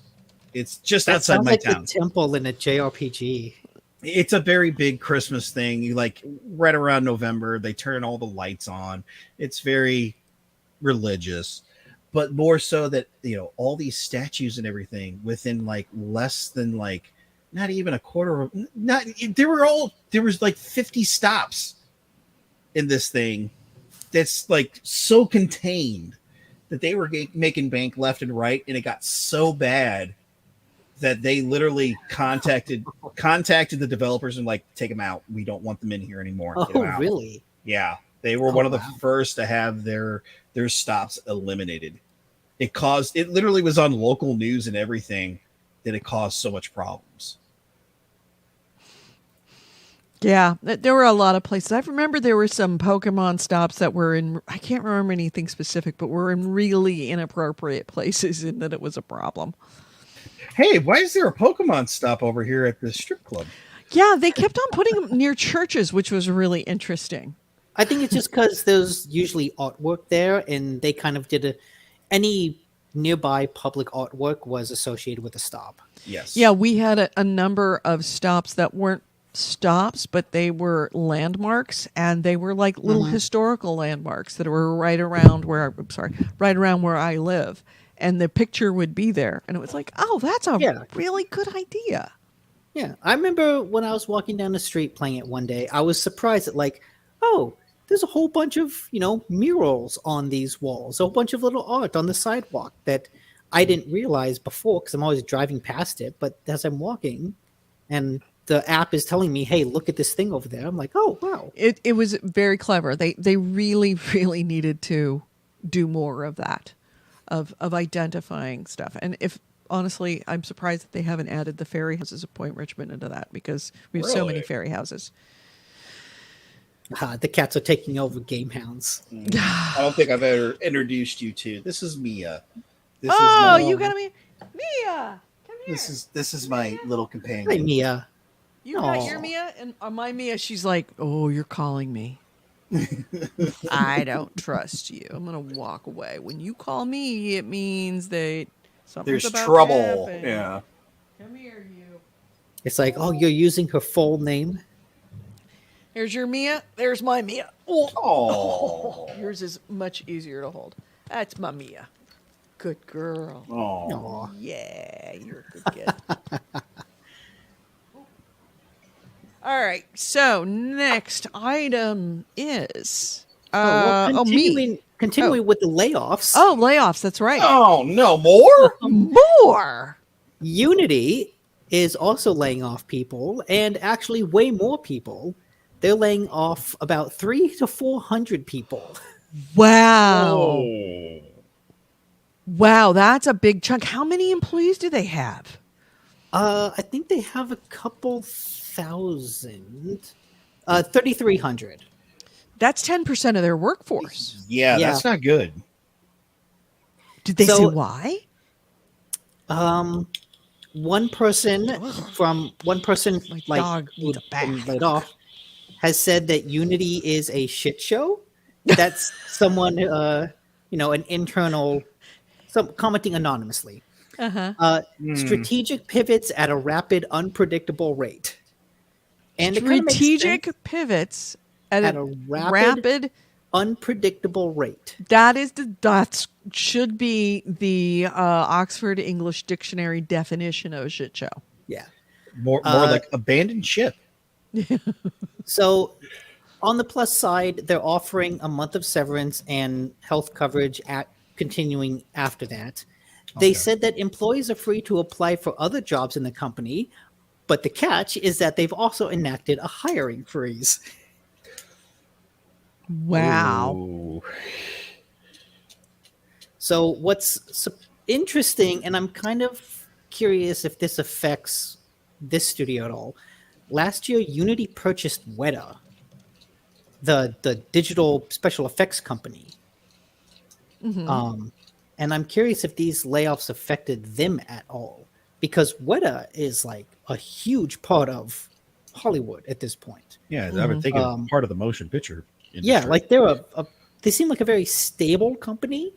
And so if they're now owned by a company that's not stable, it kind of makes me worry for Weta. Yeah. So it says right now, let's see, the article that was on just 4 days ago says it's 4% of the total workforce. Okay.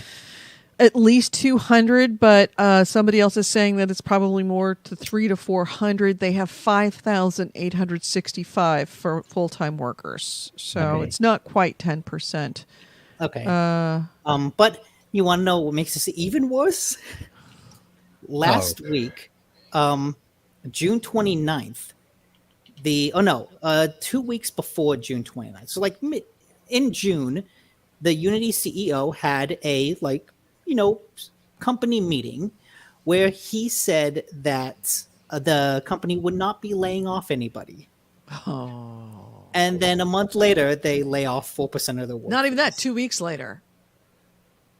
Yeah, 2 weeks later. So yeah, because I'm looking at a tweet from somebody who works for the company, Nick Stratt, who said Unity CEO John Riccatello told employees 2 weeks ago he wouldn't be laying anyone off. Nick Stratt, I think, is at Kotaku. He says this week Unity reportedly began laying off hundreds. It won't respond to requests for comment, and it hasn't said anything publicly about the cuts. See, kids, that's what we call a dick move. Yeah. Well, he didn't mean to do it. He was just pivoting. Pivot? Uncontrollably and rapidly. Yeah. He meant it at the time. Right. Nobody's getting laid off now. 2 weeks later. All right. They were abruptly pulled into a video call, some of which, and I'm reading out of PC Gamer, abruptly pulled into a video call, some of which had members of HR present. They'll be offered a month's pay and further month's severance and Cobra health coverage. Kotaku also reports that these employees have been told they're eligible to apply for any other open jobs available, despite allegedly also enacting a hiring freeze across the board. Oof. That is concerning. Another dick move. Welcome to video games. Oof. It's just a series of dick moves.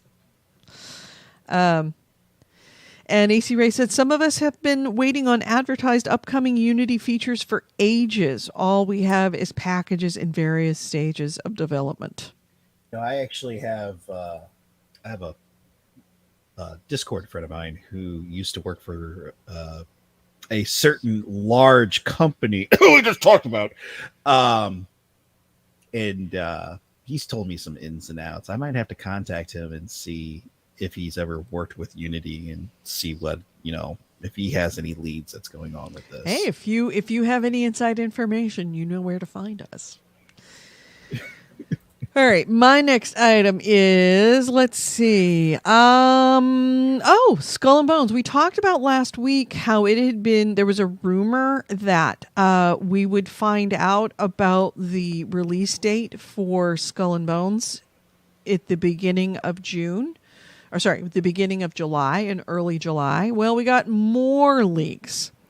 This is what happens when I don't put things in order. Another rumor.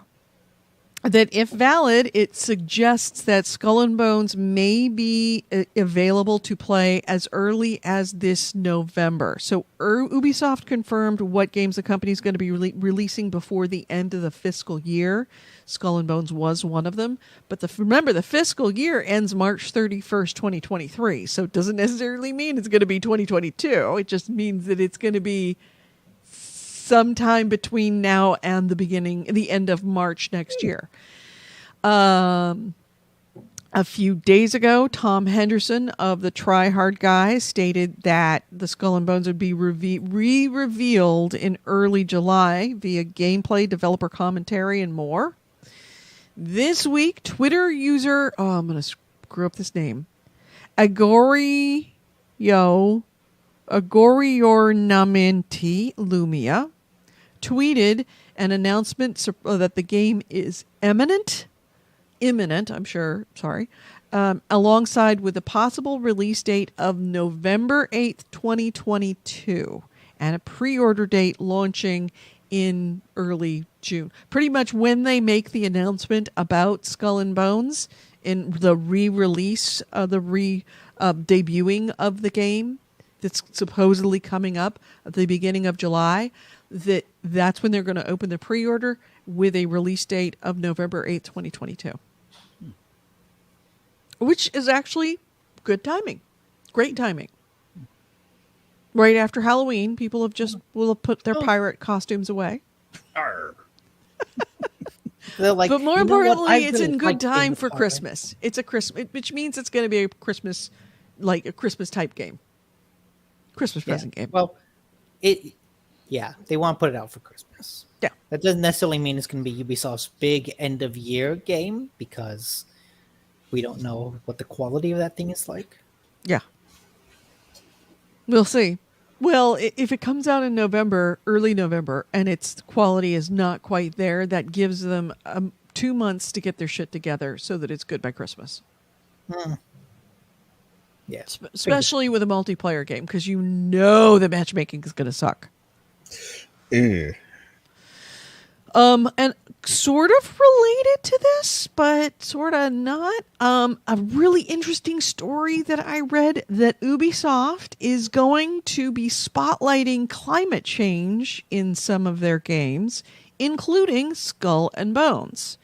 So they want to help promote the awareness of climate change through some in-game events inside Riders Republic and inside Skull and Bones. In Riders Republic, Ubisoft is going to light the game on fire. It's going to light the world of the game on fire. Well, it's not going to announce when it's going to happen, but it's meant to highlight how fast real forest fires can spread quickly and without much warning. The wildfires are going to take place on the outskirts of the game map, and players are going to be equipped with a gas mask by default. And part of the map will be totally inaccessible due to the wildfires. And players are going to be called upon to work together to help prevent sequoias from burning down by first identifying the most fragile and flammable areas of the forest and then protecting trees by placing aluminum foil on trunks, among other things. They describe it as it's going to be short and it's going to be intense. What if it just, the game doesn't succeed well enough? Do we lose the virtual forest? That's a really good question. That would be neat. Oh, sorry, you didn't foil enough trees, and now we're going to shut down the servers. I mean, it's bad enough. It's kind of the concept with like Metal Gear Solid 5 with the nuclear arms, right? So I see the concept. So in Skull and Bones, which is a game that is yet to be released, but they've already announced that the first event is going to focus on resource exploitation. And specifically the overfishing of sharks. The timing of the event hasn't been announced, obviously, because the game hasn't even been announced. But they said, quote, our first activation will address resource exploitation, showing what happens in the game world and the real world when the demand for shark fins results in overfishing of sharks. Players will have the choice to contribute to marine life protection and comprehend the destructive nature of the shark fin trade. Like our current societal challenges, changes need to be collaborative, raise awareness, and encourage others to learn of and consider additional ecological causes that need attention. It's good. They said that there's going to be several seasonal live events where players are going to have to work together for community challenges, and they can earn rewards depending on how much they contribute and take part in these events. Which I think, which makes me more interested in this game. Because Skull and Bones so far to me seems like it's what's that other pirate game that I can't stand on Xbox that's just a cesspit? Sea of Thieves. Sea of Thieves. That is just a cesspit of offensive 14-year-olds. This makes me actually kind of interested because it's trying to like create interesting events based on real world stuff. Yeah, like it's the typical live service game thing where there are in-game events that get you to play, but they're tying it to actual stuff. Yes, and that needs attention. Yeah, makes it a bit more interesting than just, hey, there's an event going on this week. Right. I wonder what other fancy events they can do that, needs to be brought up. When they said Skull and Bones, I thought they were going to like raise the water level so that like all the shops on land get flooded. Flooded, right? Make the islands disappear. Yeah, no. But that's also probably something that they could do. You're giving them ideas. Mm-hmm. You better charge them for that. Yep. And Alan Kaspar says, "No shark soup for you. Go after your whales. Get the whales. White whale, holy grail." Oh, the shark fin soup is rare. So yeah, now it's time to hunt whales. Mm-hmm. This is all basically pro whaling. That's what it all comes back to. Oh my god. So next item, Nick. So it's no longer Steam's most wish-listed game, but for a while, the day before was Steam's most wish-listed game, and it was an open-world zombie survival game. They're a dime a dozen, but people really seemed to like what they were offering. Well, what's a little weird, though, is that their website described all of the workers as part-time volunteers that contribute to the community. The developer of this game is Fantastic, spelled Fntastic. And basically say that the staff in quotes, will be given cool rewards, participation certificates, and free codes in exchange for helping with things like translation and moderation. So, like, how many of their staff is unpaid volunteers working for what? Participation trophies? Pretty much. Yeah. Really, really raises some questions about their use of workers. Well, I mean, yes and no. The thing about volunteers is you get usually, especially with things like this, you get what you pay for. I think it's worse that if you have volunteers with a future promise of maybe getting employed. The fact that they're like saying, we're not going to employ you, but I don't know how I feel about this. So they've commented on it, and the founders say that volunteering at Fantastic means that a person works willingly for a common cause. We consider all team members, including employees, volunteers. This idea comes from our own experience and aspiration. We, the founders, consider ourselves volunteers not only for Fantastic, but in every sphere of life. Which really feels like some corporate bullshit. That really does. That really, really does. Especially if this game, is it being sold? Oh, yes, it will be sold. It's not out yet, but if they walk away with a shit ton of money, that feels a little bit like Burning Man. Like, you're going to volunteer at Burning Man, but we're also going to charge $400 for a ticket. Oof. Which is what I did for many years. And because we're all part of something, it's not about us. It's about the man. Meanwhile, there are several people there earning Hey, wait a minute. Why is the man on fire? high six figures and living in Pacific Heights in San Francisco, So it's like, well, it's not us. It's a rent controlled building. Yeah, it's still Pacific Heights in San Francisco. Yeah, that sounds like a whole lot of of bullshit.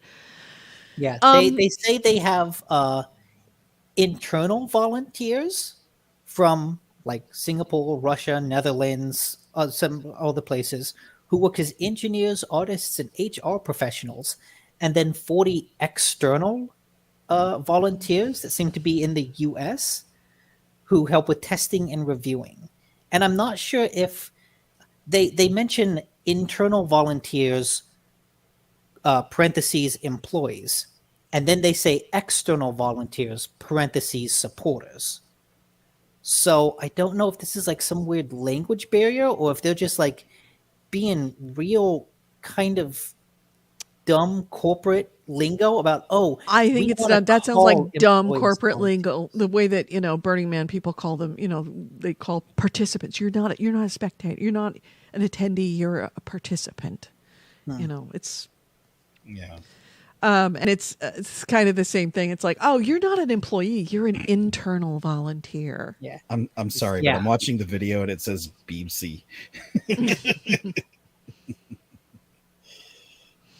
So well, we'll see how that rolls out, because this goes one of two ways. Either everybody working on it is thrilled because this is going to be successful. It's already. I mean, it's no longer the most wish-listed game. Now the most wish-listed game is Stray, just last few days. But it's going to be very successful because it's so highly wish-listed. We know people are going to buy it. So when it releases and when the money starts flowing, then we'll find out whether they were being honest and treating their people well, or if they were just taking advantage of free unpaid labor. Well, I'm sure their internal volunteers will get some money, but I'm talking about the external volunteers. If the external volunteers got abused, we will find out when the money starts rolling in. Oh, yeah. Yep. I mean, we at least know they're not going to get any of the money. I will absolutely watch for that.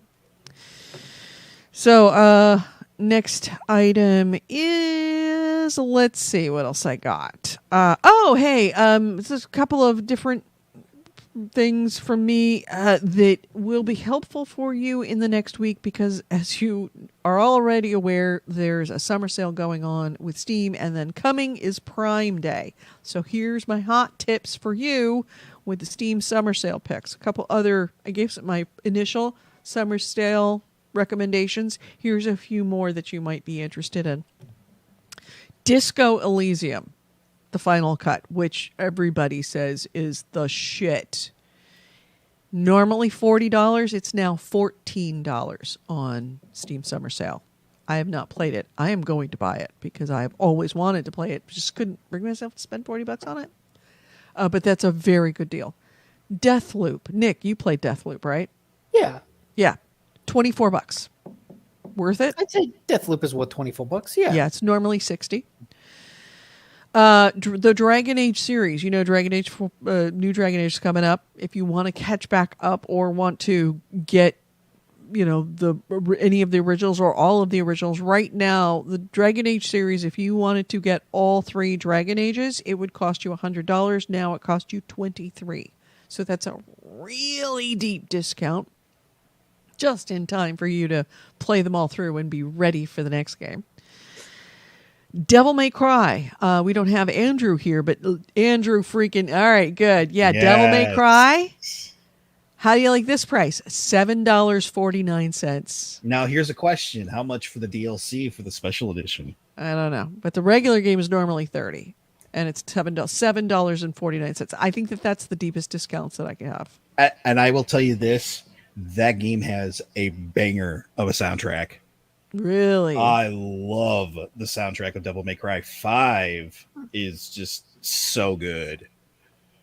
Good to know. And Deep Rock Galactic. Nick, I remember you playing that one. No, I think that was Andrew. Oh, it was Andrew that played Yeah. that. I take that back. That was where you play. I think you played gnomes, or no? You played dwarves. Digging game. Diggy hole. Diggy hole. Diggy hole. Jesus. Deep Rock Galactic, normally $30. It is $10, and I think that he would absolutely endorse that for that. So there are your latest this week's, and remember, it's ending fairly soon. So there's it ends on the 7th. You got some time. Oh yeah, you got a week. Don't tally, as my mother would say, or don't dally, as my mother would say. Don't dilly-dally. Don't dilly-dally. Tally but dally. No, tally but don't dally. Prime Day is coming. Prime Day, as you may or may not be aware, is coming on the 15th, the 14th, 13th. The 13th is Prime Day. We already have some leaks about some games are coming out for Prime Day. Elden Ring, $46. Yeah, that's worth it. Yes. If you want to buy 3 copies of that, that's also worth it. Buy it for $46 instead of the regular $60. Far Cry 6, normally $60, $15. That's a really good deal. That's really deep, yeah. Forza Horizon 5, normally $60, is going to be $30. What platform are these for? Prime Day. No, platform. I would imagine, it didn't say platforms. I would imagine they're probably your choice. Okay. I mean, whatever console they're on, really. Yeah. Guardians of the Galaxy, the surprise hit of this year so far. Or was that last year? I think it was this year. Yeah, that was not last year. Last year's huge surprise hit, normally $60, $30.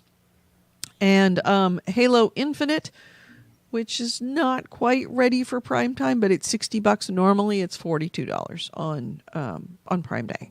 Now, that being said, if that price is even too high for you, if you want to get your Far Cry 6 down to $5, there is a promotion going on with Amazon called the Prime Stamp Card event. And in that event, it's going to Amazon is tasking you with checking out 4 different parts of the Prime catalog. It shouldn't take you more than a few minutes to do any of these tasks. And if you complete all those tasks, you get a $10 Amazon gift card from Amazon. So here's the 4 tasks you have to do. Make a Prime eligible purchase of at least $5. Stream a show on Prime Video, listen to a song on Prime Music, and then borrow an ebook from Prime Reading. All 4 of those things, and they will send you a $10 credit or $10 gift card on Amazon. So you have to be a member of Amazon Prime. Yes. Right. Okay. So you complete all those tasks before July 13th, and you'll get a $10 gift card. Now, some of these stamps that they're calling it on this Prime stamp card may take a few hours to update properly, but Amazon does know that Prime Video tasks could take up to 48 hours for it to register, so don't wait until the last minute. But all of this has to be completed before Prime Day, so you can go in right now if you are a Prime member, do those 4 things, and then you will have an extra $10 in your bank to use to buy Elden Ring, so you will get Elden Ring for $36 instead of $46, which is an even better deal. No, you should just wait till the sale ends and then buy it for $60. It's Jesus. absolutely worth it. God, you're the worst. But you could get Far Cry 6 for $5. Yeah. That's not bad. So thank you very much. And here is the Prime Gaming link. But more importantly, here is the link for Prime Stamp Card. Or you could probably just do a Google search for Prime Stamp Card and find it. As this discussion has been going on, I've already got my $5 purchase done. There you go. Ooh. I do that stuff all the time. I mean, I freaking purchase so much shit off of Amazon. Same here. All right. So, next item. I have one more. A fan has spent over $40,000 buying Nintendo stock It wasn't me. so that he could get invited to their annual shareholder meeting so that he could ask a question about why are they making any F-Zero games? I have to give that man credit because that is one of my favorite beloved IPs from Nintendo. And Their answer was no, by wow. the way. Well, it was more like, sorry, we don't have anything yet. Like the many other IPs that Nintendo doesn't touch. It's not a bad idea if you want direct access. If you've got that much, if you can get that much money together, you buy the stock, you go in, you answer the question, you sell the stock. Mm-hmm. Then all you have to do is pay the tax on it, as long as it's under a certain amount, or you just hold on to the stock. I'd hold on to it because here's the thing. Because he has that $40,000 stock, is it every time they come up with the stockholders committee, does he ask another question? I was going to say, I do that. I would keep every year. He's going to ask about F-Zero. I would. I wonder what the cutoff is on that, because I do own, disclosure. I do own Ubisoft stock. I do own a large amount of Ubisoft stock. Do you own $40,000 worth of Ubisoft stock?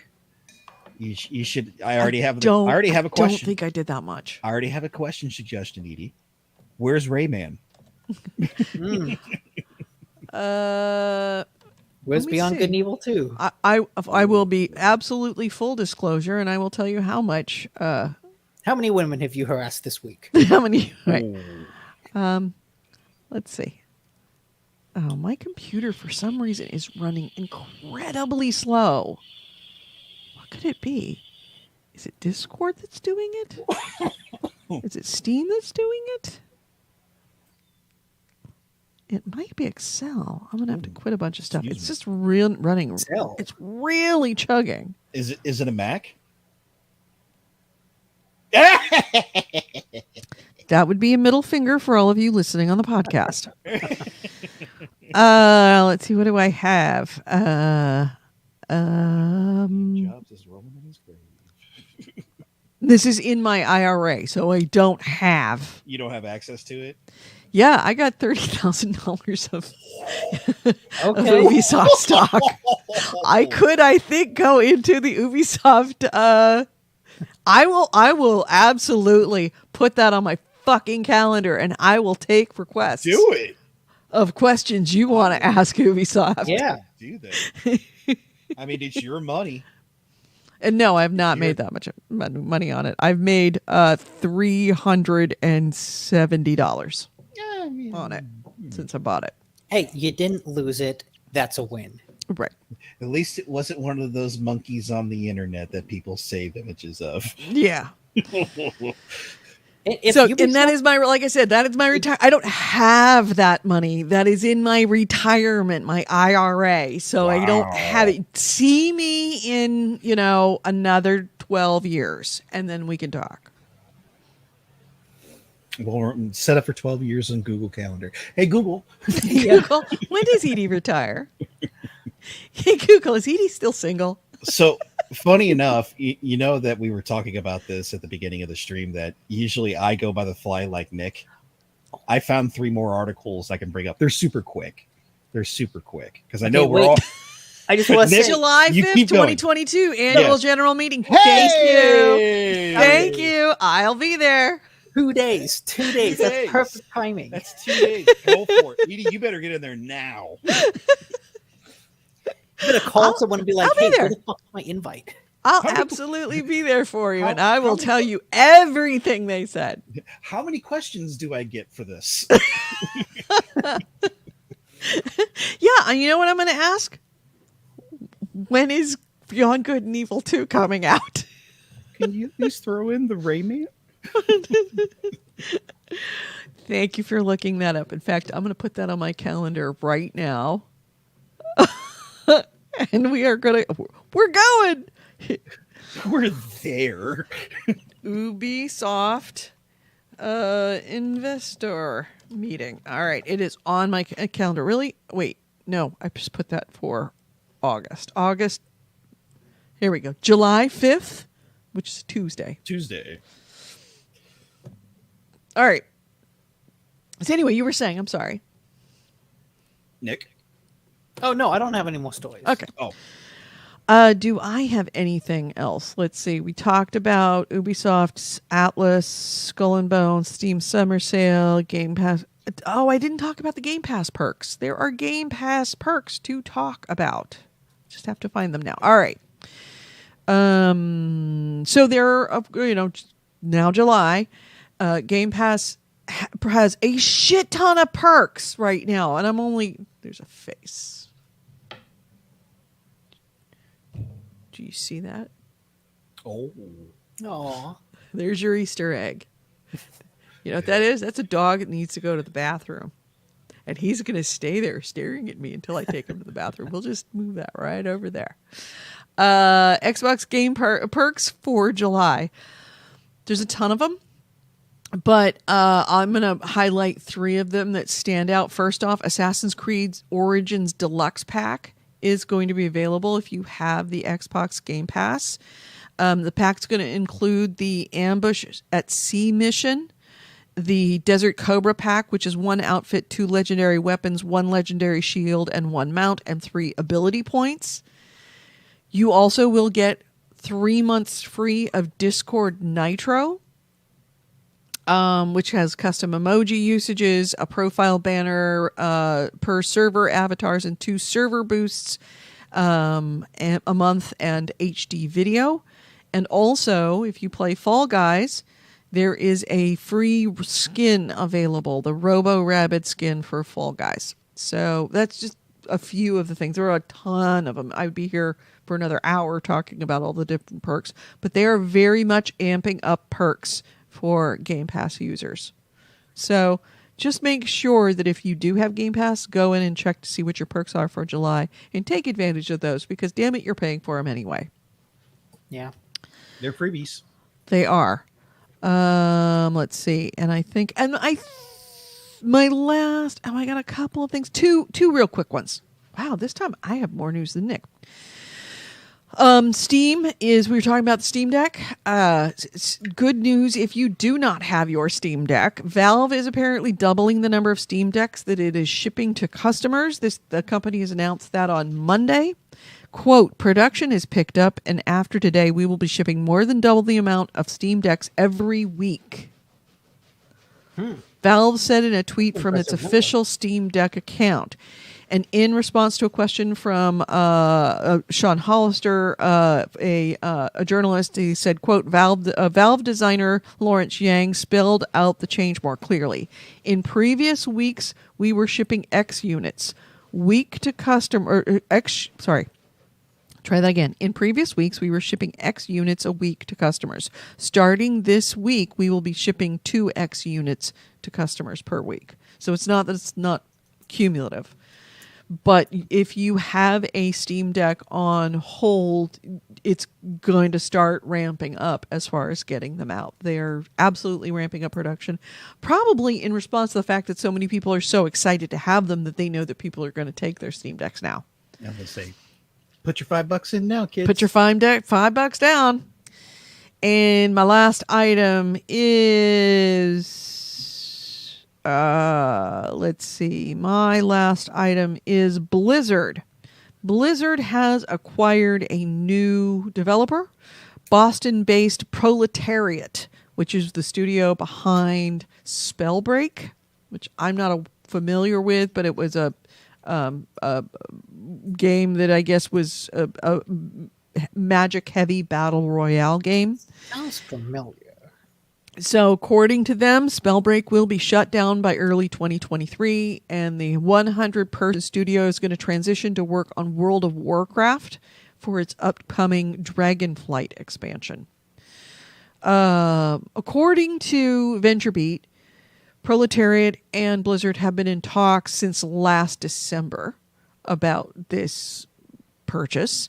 And they've been working together for the last month. So they've already been sort of working together, but not officially on the books. Now it's going to be officially on the books. Blizzard says it doesn't. Blizzard doesn't really often buy external studios, especially to work on Warcraft.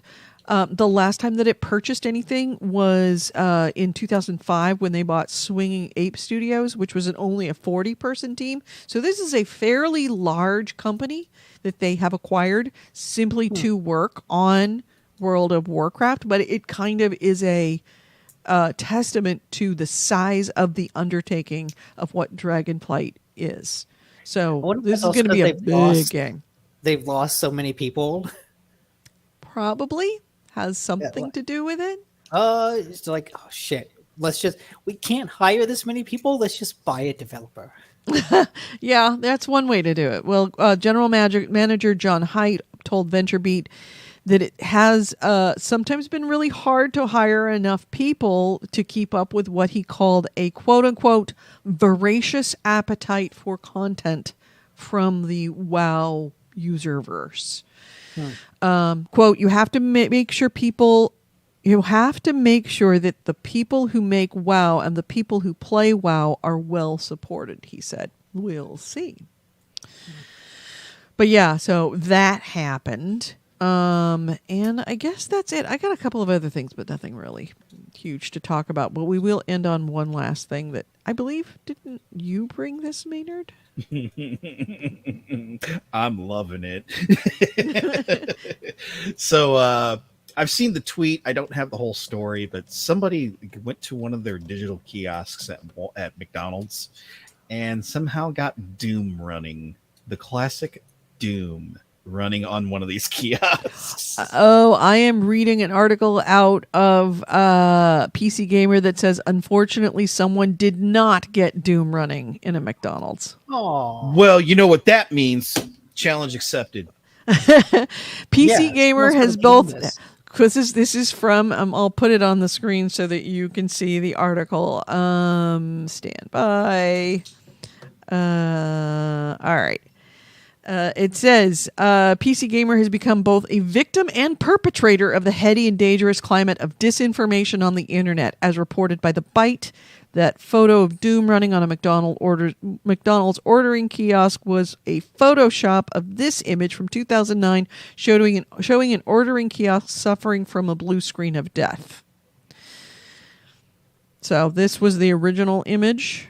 I'm going to make it very clear. If you ever are into like reading source code, I had a friend of mine describe this to me. Doom's original source code is super clean. So that's why you see it being put into everything. Like really? Like you'd run onto, like you saw Doom running on a pregnancy test, Doom running on a printer, Doom running on a camera. That's how clean the source code is. You can port it to almost anything. Okay. So apparently that was fake news. Sorry. But you know what? Challenge accepted. Hey, yeah. Somebody's going to do it now. Someone has to do this now. Someone's going to do it. If you can get this thing, I think that it's something that you might have to figure out. Wouldn't be hard. All right. So on that note, is there anything else before my dogs murder me? Because they clearly, I don't know if you can hear them in the background. They clearly want to go potty. I got two things real quick. Yeah. Do you guys remember the mini consoles that came out the last couple of years? You know, like the Nintendo Minis. Oh yeah. Sega's doing another one, and this one will have also Sega CD games on it, which is really cool. The other thing too, again, Sega just announced at the Anime Expo that's going on right now in LA. Phantasy Star Online 2, New Genesis, and Phantasy Star Online 2, the original, are coming to PlayStation 4 August 31st, 2022. Well, you should have led with that. They're both good.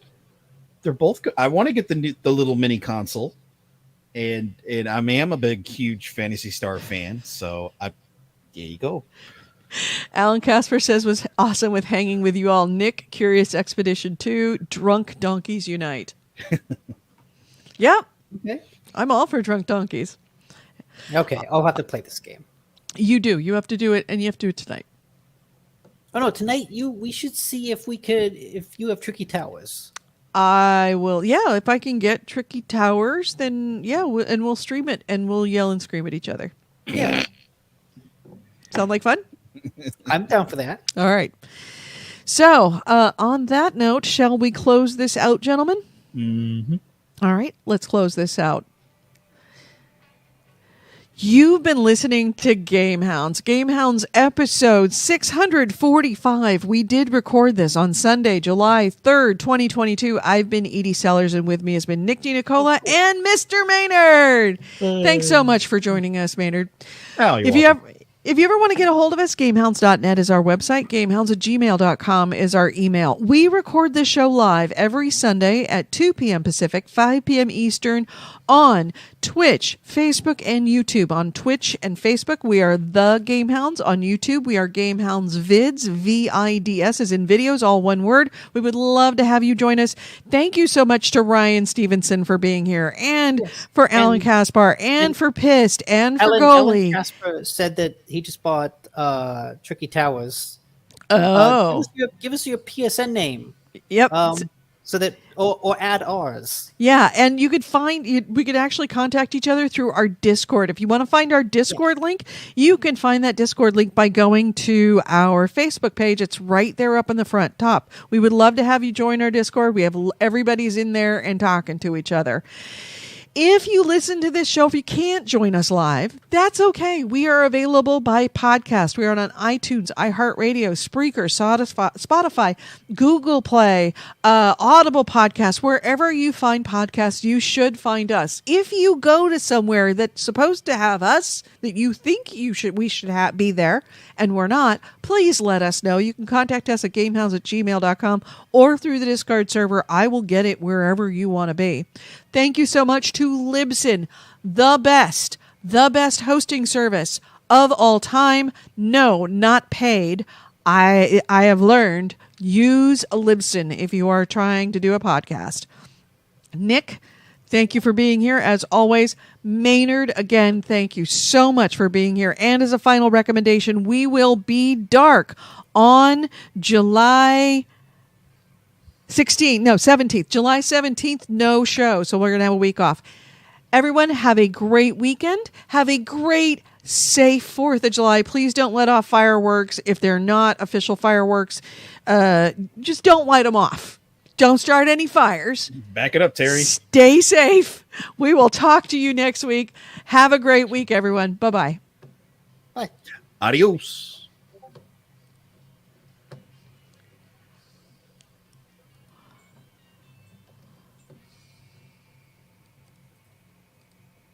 And we are stopped and we are saved.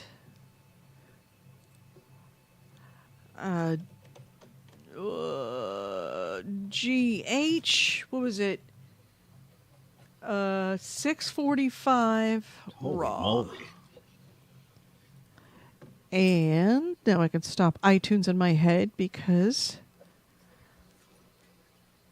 All right, cool. All right, guys. Well, I would love to stick around, but of course, as you know, my dogs absolutely know my closing monologue. So they were holding it together okay, and then I did the closing monologue, and now they are officially losing their shit. So I do have to go. Losing your shit, literally and figuratively. So they really need to go. I will talk to everyone next week. We're going to be on later tonight. Nick, what time do you want to play? What do you want to do this? Give us a time. It's 5 now, 6, let's say 7:30. 7:30 Pacific time, which is 10:30 Eastern time. And you can figure out any calculation within the middle of there. Please join us. What are we going to play on?